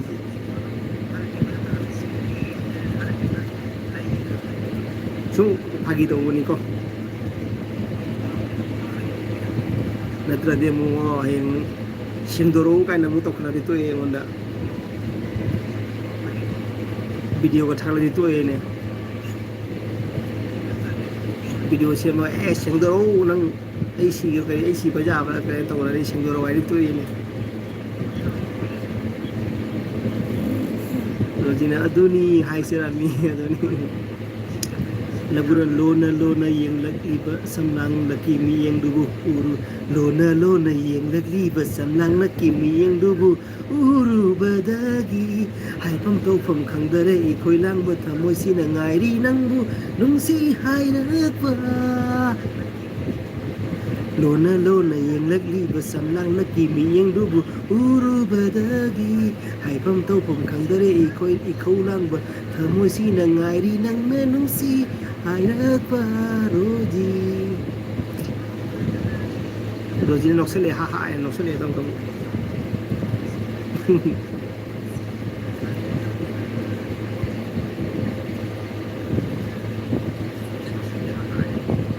Nice to love Guru ya bhai song di nama song didi song didi nama dedicate ayo dedicate ada nama dah nice to love Guru ya bhai song dedicate nama ayo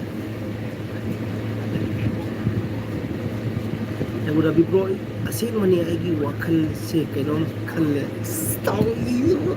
ai love Guru bro asyik ma ai love Guru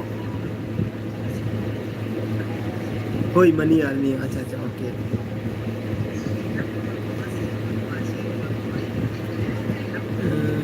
asyik mani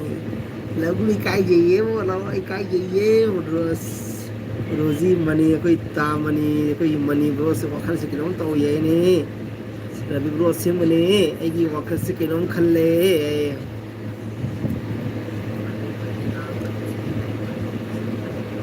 लक्ष्य गिना नाता तो नंगू यंजगे लोना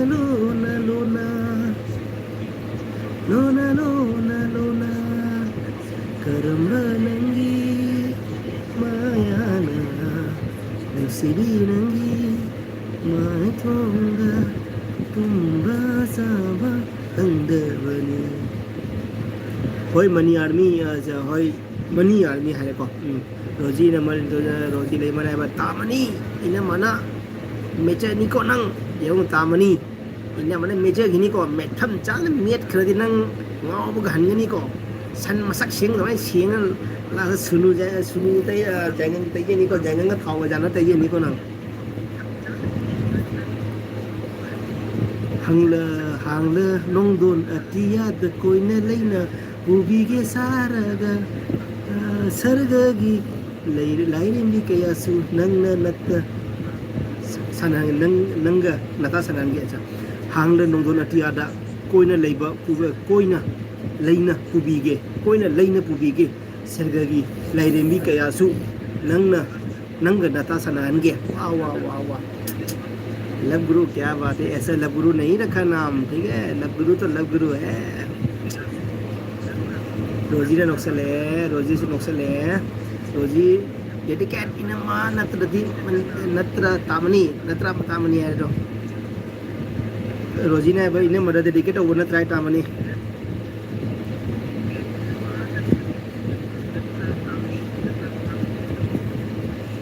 Thoksom Mohini. Hi Thoksom Mohini. Thank you so much. Again with the lucky lagi. Masih saya gil with the channel pai the bangat lah channel pai the bangat lah masih. Roji ini Roji Laiman tu jangan noksal ya.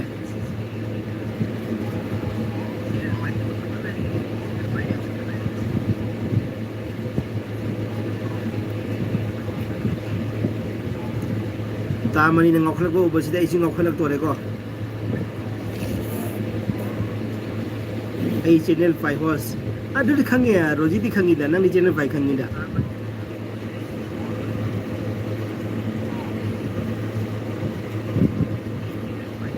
ai nang on na ko uding met pe ka phagi ki tong na gi du din kana gel bi dino uding met pe gi to haina ki to sana bi gi dra na sana bi gi do mare सना बिगी दो हमारे सना बिगी दरा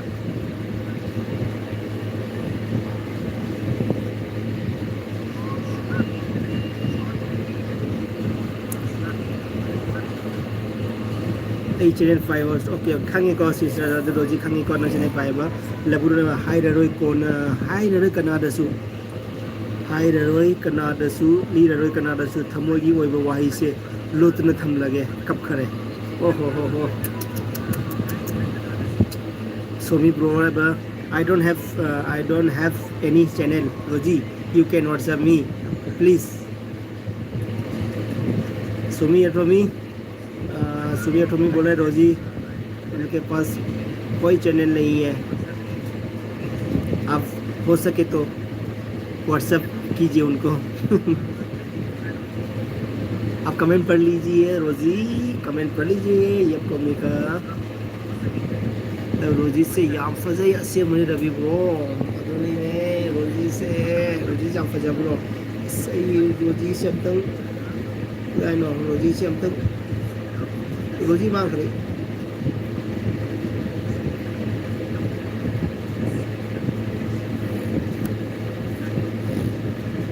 रोजी थी अगर मांग comment ma'am P गिरते माई इसी माई चले चले कमेंट पी गिम तो बोली था माई सिगा मारी शॉर्ट वीडियो में आम सिदा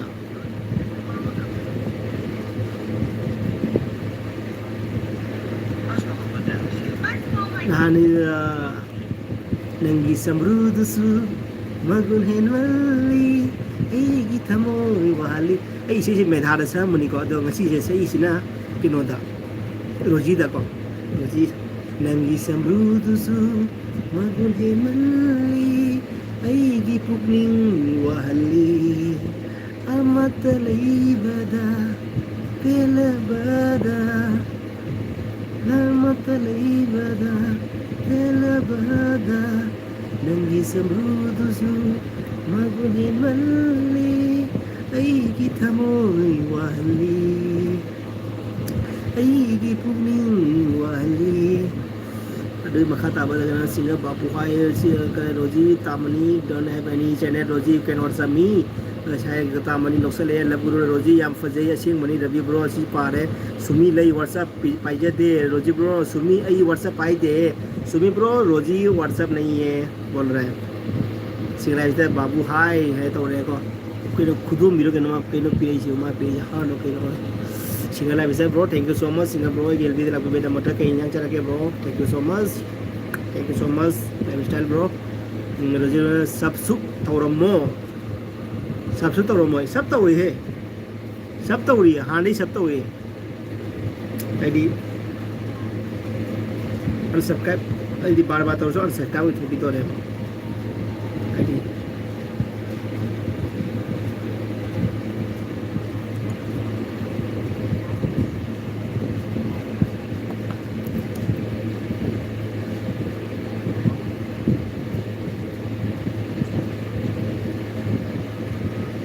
सुमी से मंदाबू माली ने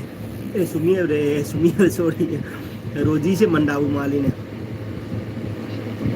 सबसु तौरमो सब तौवे रोजी फजई कई तौरेगे हाइनो रोजी फजई कई तौगे हाइनो है सिंगल कवितना फजब पोती फजई हाइ ताइना सिलाबिस्टर ब्रो अथी पोती थी है फजब पोती फजई बताए को अदुनीदा तो मासे फजबनी ना कोई मियाम ना फजई ना मासे थागतपनी दा कोई मियाम चंगना मणिपुर गाइगा तो मणिपुर दी रोजी की फजब संगनाम से सक्सिदा माइथों सिदा मा तुम मजाबा खंगरे मफम मांग खंगना लई रहे सुमी ब्रो ने रोजी याम फजे है सुमी ब्रो ने सोमी याम फजे है तो लबगुरु रोजी ना चंदन का नम लगा रील्स सेम बोलो आहा याम फजे ओके रोजी लेमन थूम thanks ma'am thank you most welcome सिंगना मिस्टर बाबू मिट याम गनु को आई मिट अनी गतनी ब्रो अनी गतनी ने मिट काय याम गनी मिट अनी गतनी ने लबगुरु सिंगा ब्रो खुरमजरी रोजी लेमन अदो आई फजबी नते को आई फजबी नते को अदो आई फजबी नते को कइनो छे फजबी नते को करी फजी हाइबने सुमी रमी लव यू ब्रदर अच्छा सुमी से सुमी और सॉरी रोजी से मनुंग दवाई ले रहा माजे फजबी नते मनुंग दवाई ले रहा love you brother Sumi bro love you brother रहे सिंगल लाइफ से ब्रो हाय लव गुरु थोक्सोम मोहिनी रोजी फजई मैम हाय रे थोक्सोम मोहिनी ना से रोजी केएमसी सिंगना रोजी केएमसी हाय रे रोजी लेमन निथौजम आई उहलकनु काइने होस्ट रोजी ना मन आई उहलकनु काइने होस्ट सजा काइ रुंदा नंग खरनि तंगाय नंग फॉगलकना जे नंग यूट्यूब फॉब मोय तो रे दो नंग काइ रोय तो हजितगी काइ रोय थादोक तमो सोशल मीडिया दा लागलामनि काइ थादो मीनु चंगलक कनु को नोय लबरु नाय रोजी लेमा निथौजम सिंगा इरोल बचारगे इरोल बचारे नंग दिए सिंगना इरोल बचारे नंग दिए सिंगा लाइफ से रॉक तामनी रोजी लेमा निथौजम मलाई बका फू है तो मायना सेरे बाबू रोजी द ब्लू पीबी रो रोजी द अच्छा अरे ब्लू पीबी से काउ तो भी ने ब्लू पीबी से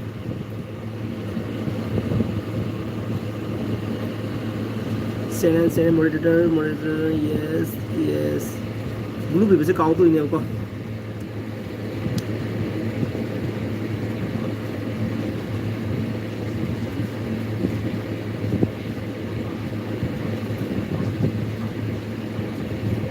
डाउनलोड नाउ सिर्फ बाबू रोजी द ब्लू पीबी रो Sumi download now Sumi download now download अच्छा ओके सुमी रोजी डाउनलोड तो हुआ है व्हाट्सएप डाउनलोड तो हुआ है रोजी लेते एदी थीबनी रोजी ने को लेते एदी थीबनी राशि लेबी वानी दे माजे फजते लेते को एदी थीबने राशि लेबी वानी दे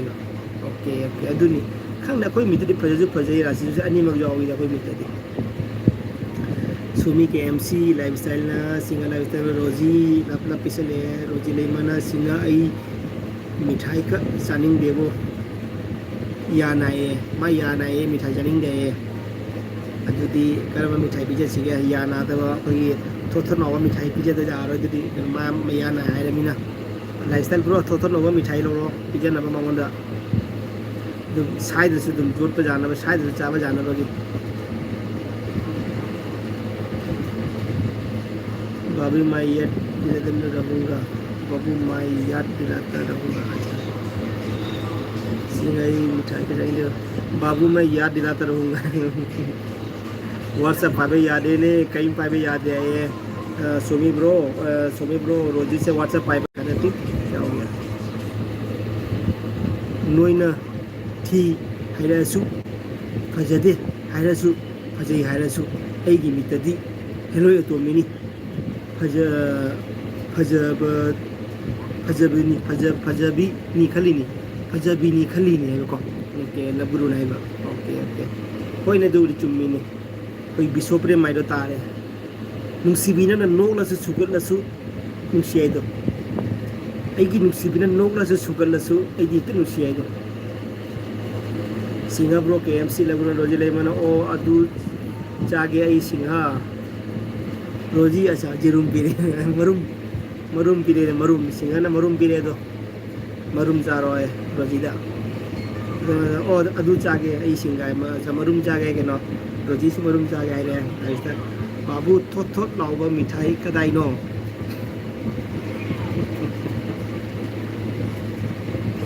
लाइफ थोड़ा थोड़ा मिठाई दुकान चला खंगने का मेला मेला जगह खंगने मेट जगह का करम मिठाई ना थोड़ के आई ब्रो मिठाई दुकान चला का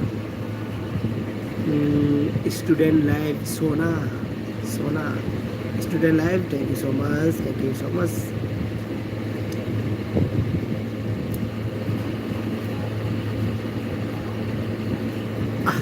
मैं ऑन द लेगे को ऑन आए रे कामनी फिश चाहे सिंगना होय पीगे लबरू रोजी है उस वारे है ये कमेंट बा वारे हाउ तमी ओन द लेगे को अच्छा हाउ तमनी हाउ ते मनी ओन द लेगे को आए लबरू ऐसु ओन द लेगे सिंगल लाइफ तने रोजी कई तौरगे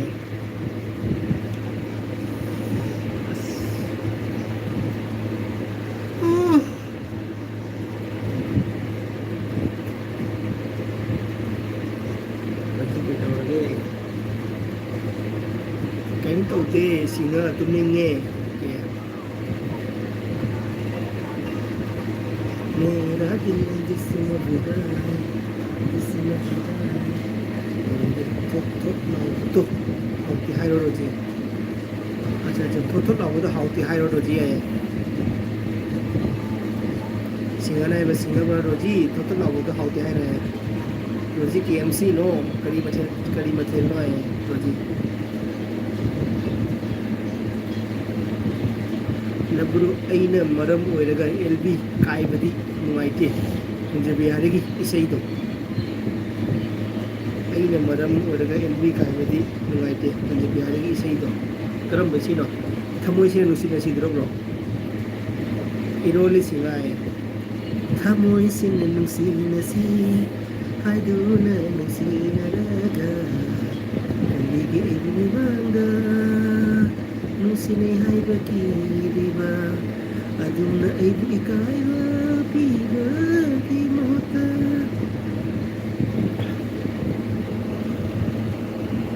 लबरू अइना मरम ओरगा LB काबल नुआइते सखरे से ब्रो रोजिना इरोली सिंगा लबरू ना होय सिंगा लबते बाबू सिगरेट पाइरोय ये रोजी हाउबनी आईडी याम पामजे है रोजी हाउबनी आईडी याम पामजे है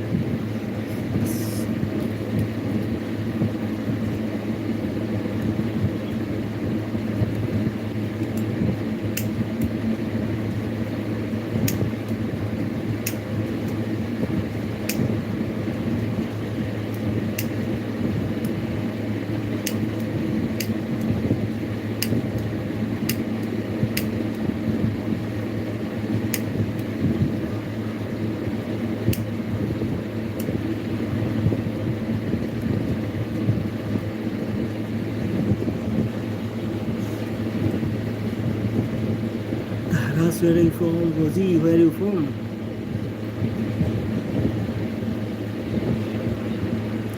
Rosie, how many idea? Rosie, where are you from? Manipur मैं रोजी ये टॉमी ब्रो रोजी मणिपुर का है वो तो आपको बोल दिया था पहले सुनो ब्रो रोजी ऑलरेडी से यू मणिपुर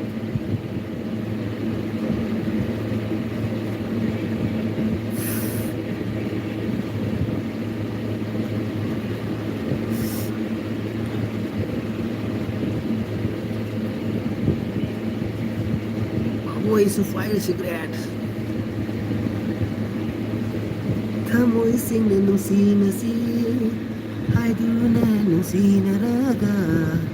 ꯀꯔꯤꯒꯤ ꯑꯩꯕꯨ ꯃꯤꯃꯥꯡꯗ ꯅꯨꯡꯁꯤꯅꯩ ꯍꯥꯏꯕ ꯀꯤꯔꯤꯕ ꯑꯗꯨꯝꯅ ꯑꯩꯕꯨ ꯏꯀꯥꯏꯕ ꯄꯤꯕꯒꯤ ꯃꯍꯨꯠꯇ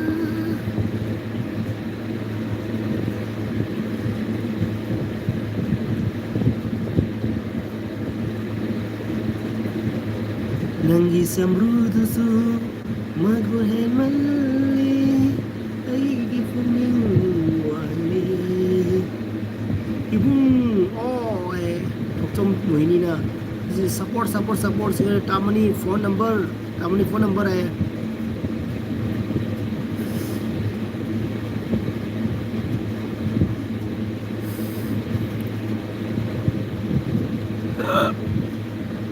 सिंगल लाइफ स्टाइल रोजी hi bro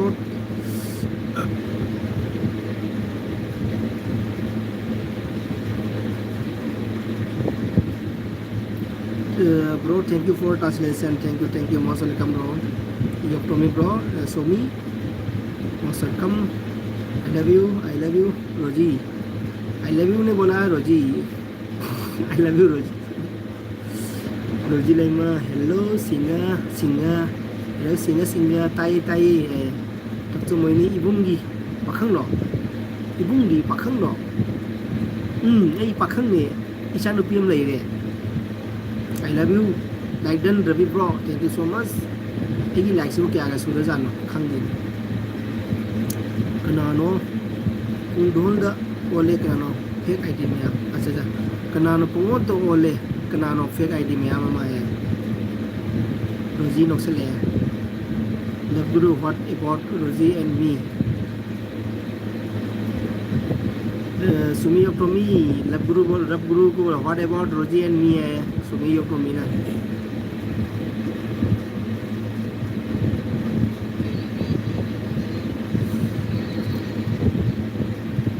Cô mau đi xây tờ Roji đây mà. Roji sẽ làm ra Roji vậy.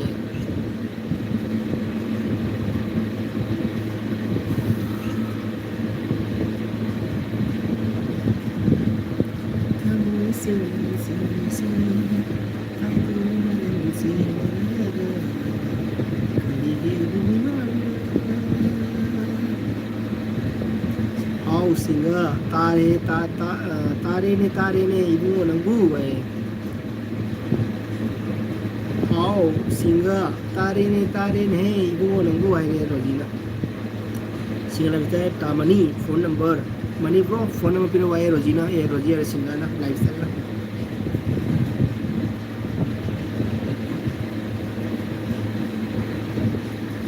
कोई ताऊ Roji ai तो लाइव स्टाइल ना Roji Neymar ningom Roji ne noksal है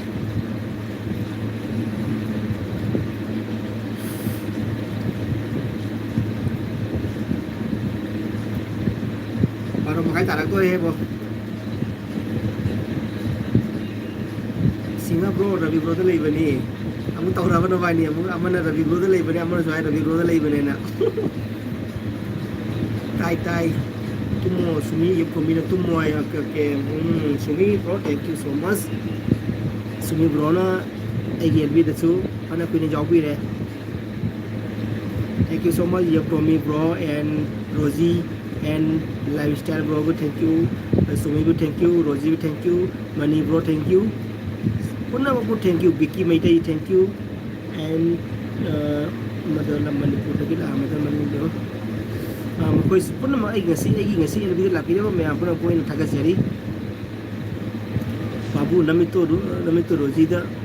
mak bro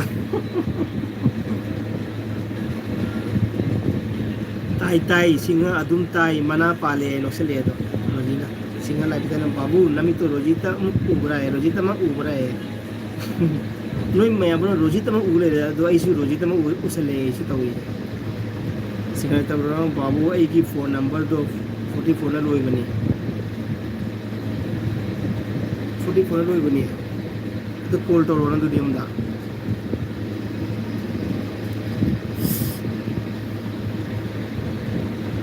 रोजी चलसी थेंगले money मुबांग ने रोजी चलसी थेंगले थक्सो मुहिनी ने good night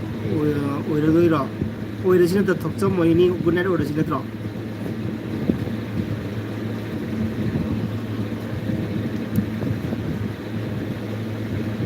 yang pun guna ada udah sih dah bro bala janu bro live pun kayak fall thado ino ini tuh mure acha oke oke lah ini lotion lani kok bala ini lotion ke tau ni nó có mẹ friend mẹ này bây giờ tôi qua đi chứ nungai bapak tu lagi lah pak bala hai singana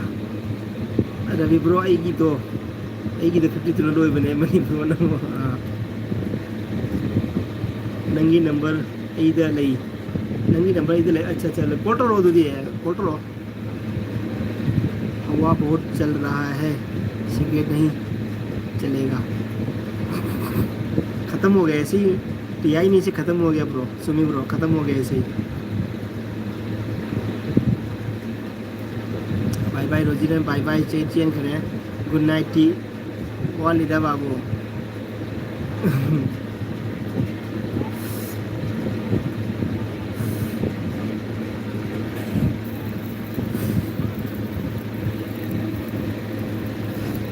Hello Sing Lifestyle Drop. Hello Singer Lifestyle Drop. Quá đi này khoang là để phâm mà được. Phâm mà được qua đây này.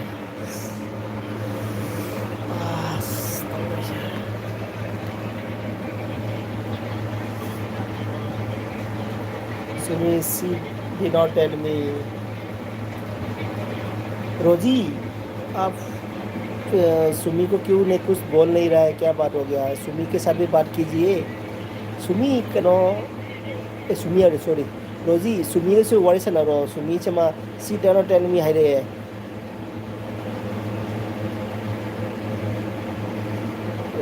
होय होय तामनी bye होय time याद रे है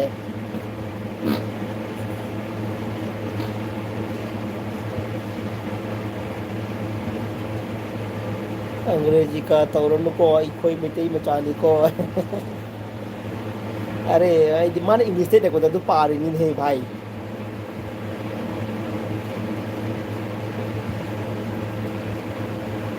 अंग्रेजी का तौर को कोई मिटे मचानी को आईडी कमेंट थादों लम्बे नहीं कमेंट थादों लम्बे सिंगर मणिपुर रोजी बाय गुड नाइट नंगी मंगलांदा लाके आइबू ngairamu chanabi roji bye good night nangi मंगलांदा लाके आइबू ngairamu chanabi aire mani brona roji nangi मंगलांदा लाके ngairamu सुमी ऐसे लगी पुंग ठेंग ले सुमी ब्रो आपको रोजी ने बोला है मैं सुमी जा रहा है आपको बोल रहा है वो नींद आ रहा है उसको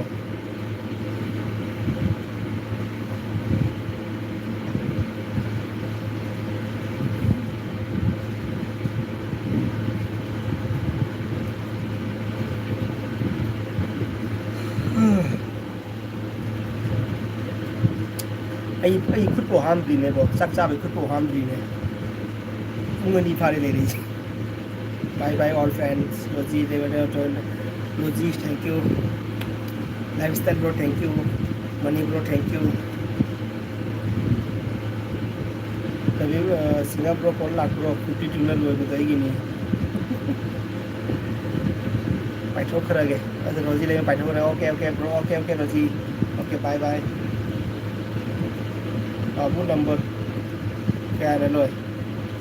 आई की ब्रो आई की 134 न लोय बने की 134 है सॉरी 2453 लोय बने की सो मोहिनी गुड नाइट है so Mohini bye bye good night मैं अपन में गुड नाइट इराई आई ने बाबू इधर कॉल तंगनी अच्छा लाते दा मिसको लाते दा कॉल लाते दा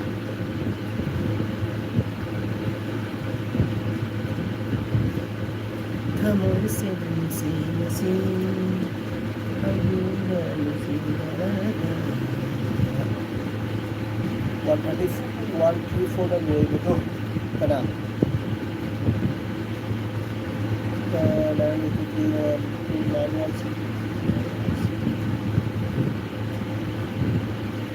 ꯋꯥꯟ ꯊ꯭ꯔꯤ ꯐꯣꯔꯗꯣ ꯑꯗꯨꯗ ꯑꯩꯈꯣꯏ ꯁꯥꯏꯅ ꯄꯥꯏ ꯑꯗꯨꯅ 134ꯗ ꯂꯣꯏꯕꯗꯣ ꯑꯗꯨ ꯑꯩꯈꯣꯏ ꯁꯥꯏꯅ ꯄꯥꯏ 134ꯗ ꯂꯣꯏꯕꯗꯣ ꯑꯗꯨ ꯑꯩꯈꯣꯏ ꯁꯥꯏꯅ ꯄꯥꯏ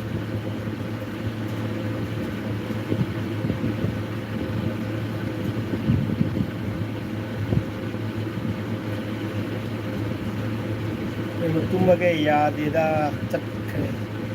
ꯇꯨꯝꯕꯒ ꯌꯥꯗꯦꯗ ꯆꯠꯈ꯭ꯔꯦ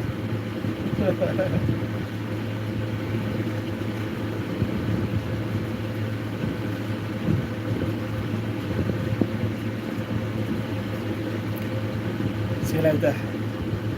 ꯍꯩꯃ ꯑꯩꯅ ꯀꯣꯜ ꯇꯧꯁꯜꯂꯨꯔꯦ ꯒꯦꯝꯗ ꯀꯩꯁꯨꯝ ꯀꯥꯏꯗꯦꯗ ꯇꯧꯔꯁꯨ ꯃꯉꯣꯟꯗ ꯃꯥ ꯑꯗꯨꯝ ꯍꯥꯏꯔꯛꯀꯅꯤ ꯅꯪꯒꯤ ꯅꯝꯕꯔꯗꯣ ꯀꯌꯥꯅ ꯂꯣꯏꯒꯦ ꯑꯩꯉꯣꯟꯗ ꯁꯦꯞ ꯂꯩꯔꯝꯕꯁꯨ ꯌꯥꯏ ꯅꯪꯒꯤ ꯅꯝꯕꯔꯗꯣ ꯂꯩꯔꯝꯕꯗꯤ ꯑꯩꯒꯤ ꯅꯝꯕꯔꯗꯣ ꯑꯩꯒꯤ ꯃꯣꯕꯥꯏꯜꯗꯣ ꯑꯗꯨꯗꯣ ꯃꯥꯅ ꯄꯥꯏꯕꯀꯣ ꯑꯩꯅ ꯃꯥꯒꯤ ꯃꯣꯕꯥꯏꯜ ꯄꯥꯏꯕ ꯑꯗꯨꯅꯦ ꯇꯧꯔꯤꯁꯦ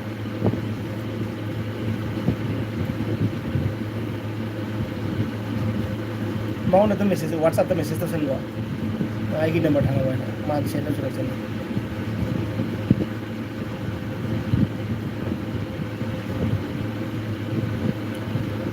नंबर 4 अच्छा नंबर 1 नंबर 4 अच्छा okay okay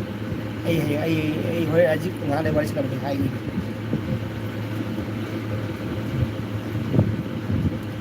kamu singin sing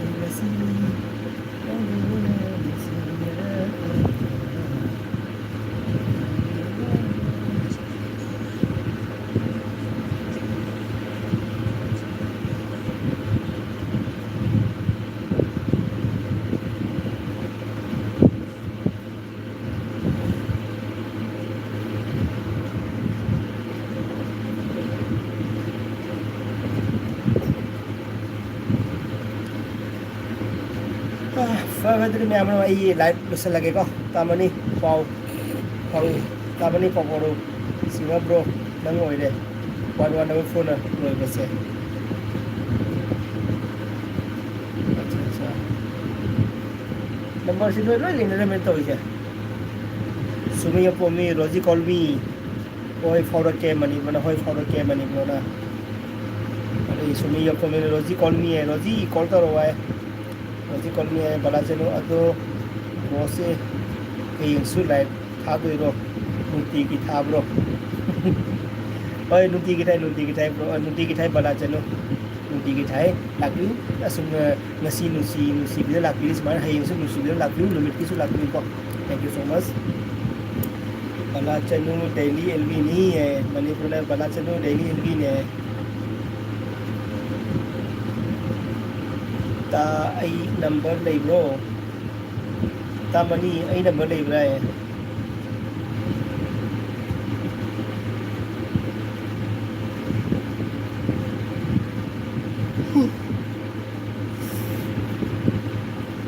ता मनी है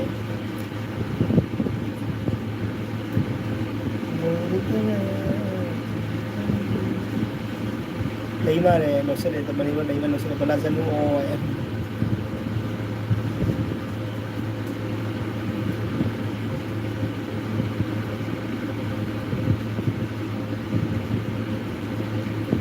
Siedagi lauge Singapore Mani bro Siedagi lauge Singapore hai Mani bro Siedagi lauge Singapore hai re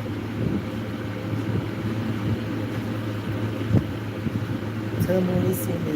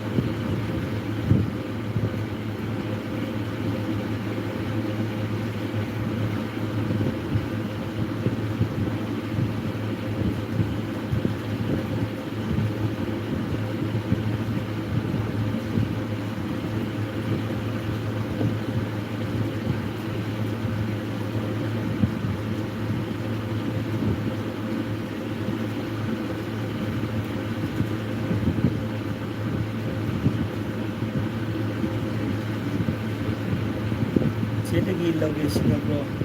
what did she से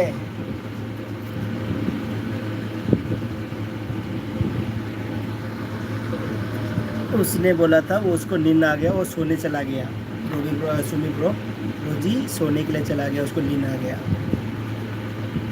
आपको बोल के गया वो सुमी ब्रो आपको बोल के गया था वो नींद आ रहा है वो जाने के लिए बोला बहुत लेट हो गया काफ़ी रात हो गया तो सोने के लिए जा रहा है बोला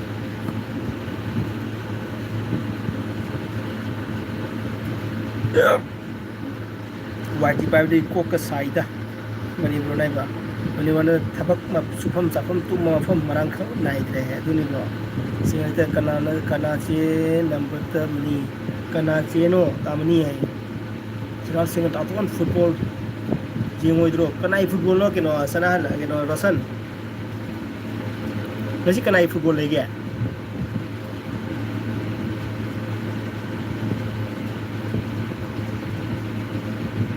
खंने फुटबॉल से मु जिंग दे क्रिकेट तम जिंग फुटबॉल li जिंग दे केनो रोशन ना जिका दा जुन ला क्रॉस बस यूरो फाइनल अच्छा अच्छा ओके कना कना नो से यूरो फाइनल कना नो असने फुटबॉल जिंग रो जे कोई नंग फुटबॉल पामनी ना जिंग आई जो फुटबॉल दे पामी तो पामो सु फुटबॉल जे सिटी जिंग दे दी प्लेयर सिंग हम त मसक खंग दे जिंग दे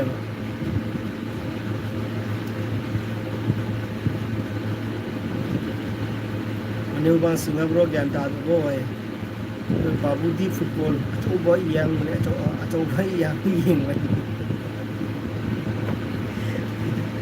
तामनी टेडी तादे सिंगापुर तामनी तादे सदरंग असम अच्छा नहीं ये तो अदले दरंग असम ले इरोजिया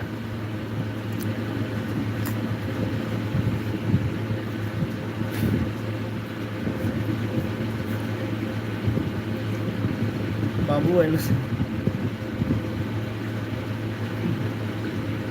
फुटबॉल पेट नुसित वाट पदो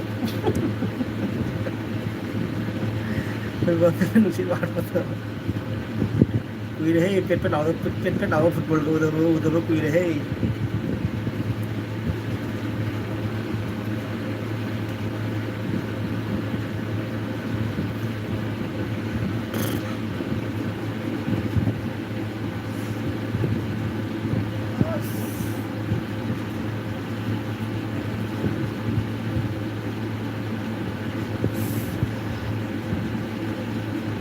बाबू पेट वाट पदी अबू पेट वाट पदी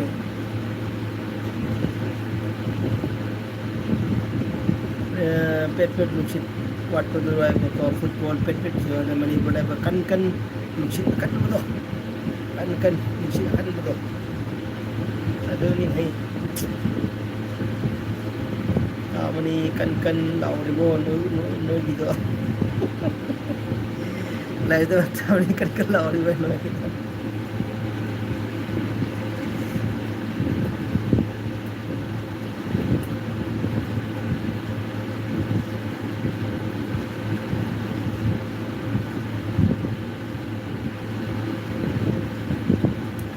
कन बदो कॉव नुंगाइतेदा है मणिपुर है कन बदो कॉव नुंगाइतेदा है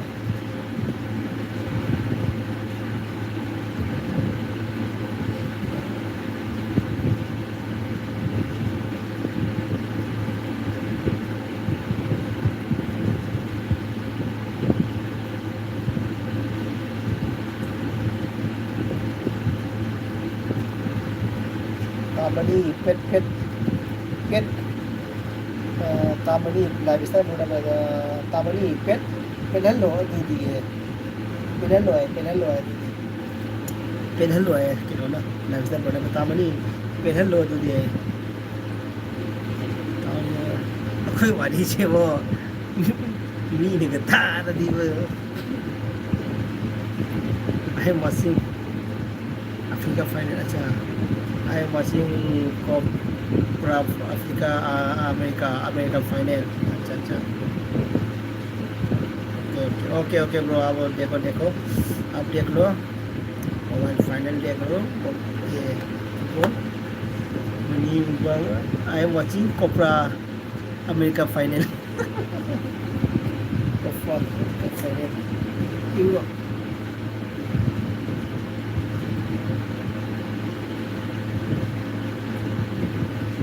सिंगापुर नुसित हाइफेट थादोखरे नुसित जाउदे मणिपुर ने सिंगापुर नुसित हाइफेट थादोखरे नुसित जाउदे सिंगा तामनी नुसित कामरो अदुदि नुआइनबा तामनी नुसित कामरो दि नुआइनबा सिंगापुर नाइबा ओय फम्मा वारेबा बेसेलेसिरो बि वाडिसु नुआइरि और भाई तारे आई खुसु हाम दिको आई लुसु लुसु दोइनि मनी लव यू बड़ा लव यू सुनी ब्रो ना मनी लव यू बड़ा लव यू है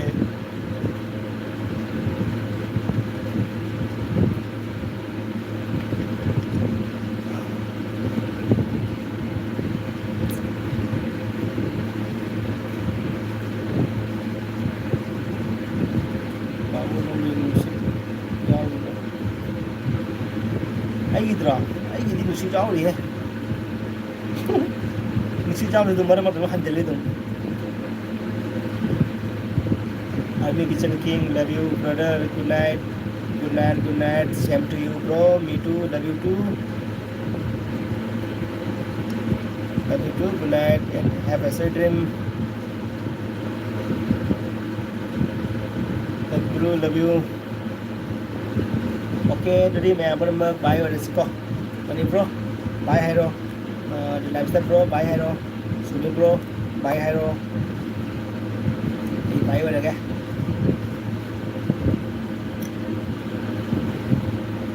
सिंगा ब्रो की डीजे जाओली ब्रो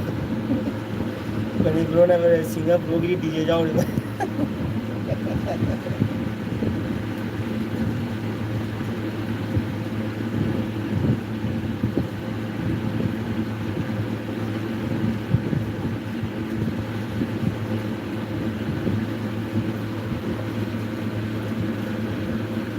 तामनीदी याउद्रे सिंगा तामनीदी याउद्रे है सुचित कामसु याद्रे तामनीदी याउद्रे है सुचित कामसु याद्रे सिंगा तामनीदी ब्रो तामनी याउरी याउरी दा तामनी याउरी को है सिंगा तामनी याउरी दा है लाइफस्टाइल प्रोडक्ट जाओ ये मागे हवा जाओ है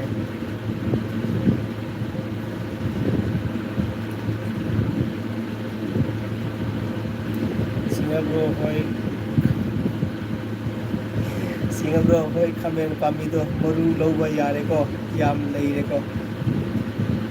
याम लीरे को सिंगापुर होय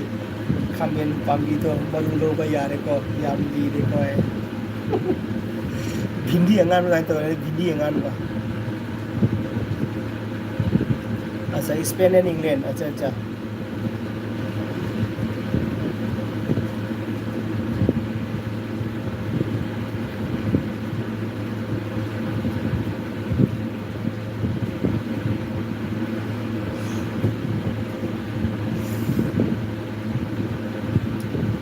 नोई वाली से मुको अंदर इतना खुद हम लोग गए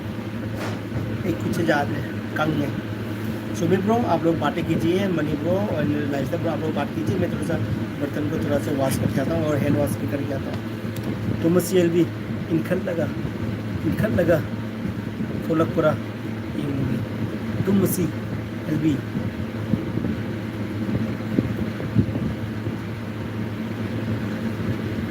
एलबी इनखन थोलकपुरा ये एलबी अच्छा तुम मसी एलबी लोरगा थोलकपुरा येंगो अच्छा अच्छा अच्छा अच्छा तामनी कनाम नते सेबोनी तामनी है लाइफस्टाइल तामनी खामे नते सेबोनी है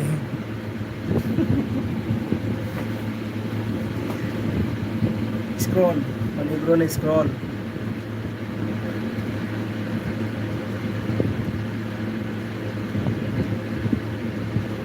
अच्छा अच्छा ओके स्क्रॉल तो है अच्छा अच्छा ओके ओके स्क्रॉल तो है अच्छा अच्छा तुम एलबी इनका लगा थोड़ा कोई ये मुझे अच्छा अच्छा ओके ओके स्क्रॉल तो होगा जी गाय अच्छा अच्छा ओके जी वो जी मैम आज मैम थोड़ा किने जी मैम अनु मैम लागे नहीं ठीक है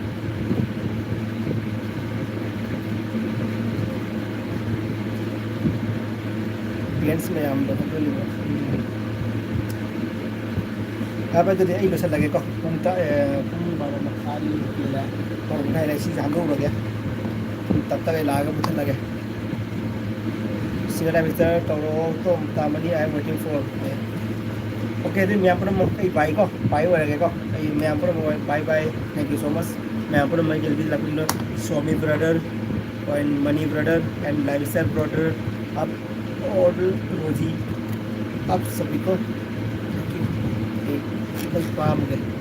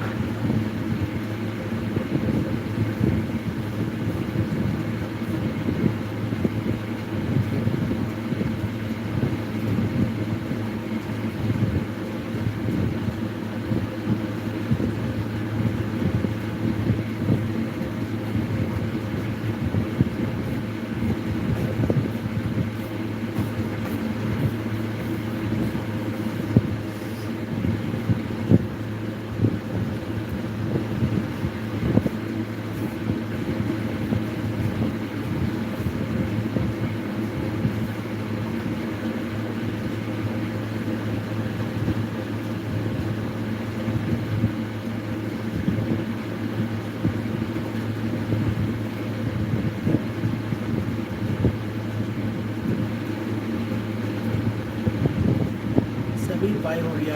कोई लाइन में नहीं है अभी सब चला गया रहा है इसमें ब्रो उस लाइन कोई नहीं है सब चला गया Aman kita lagi siapa yang main live share bro. Okay.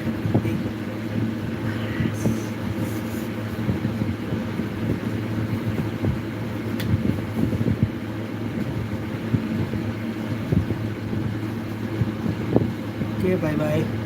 Bye bye.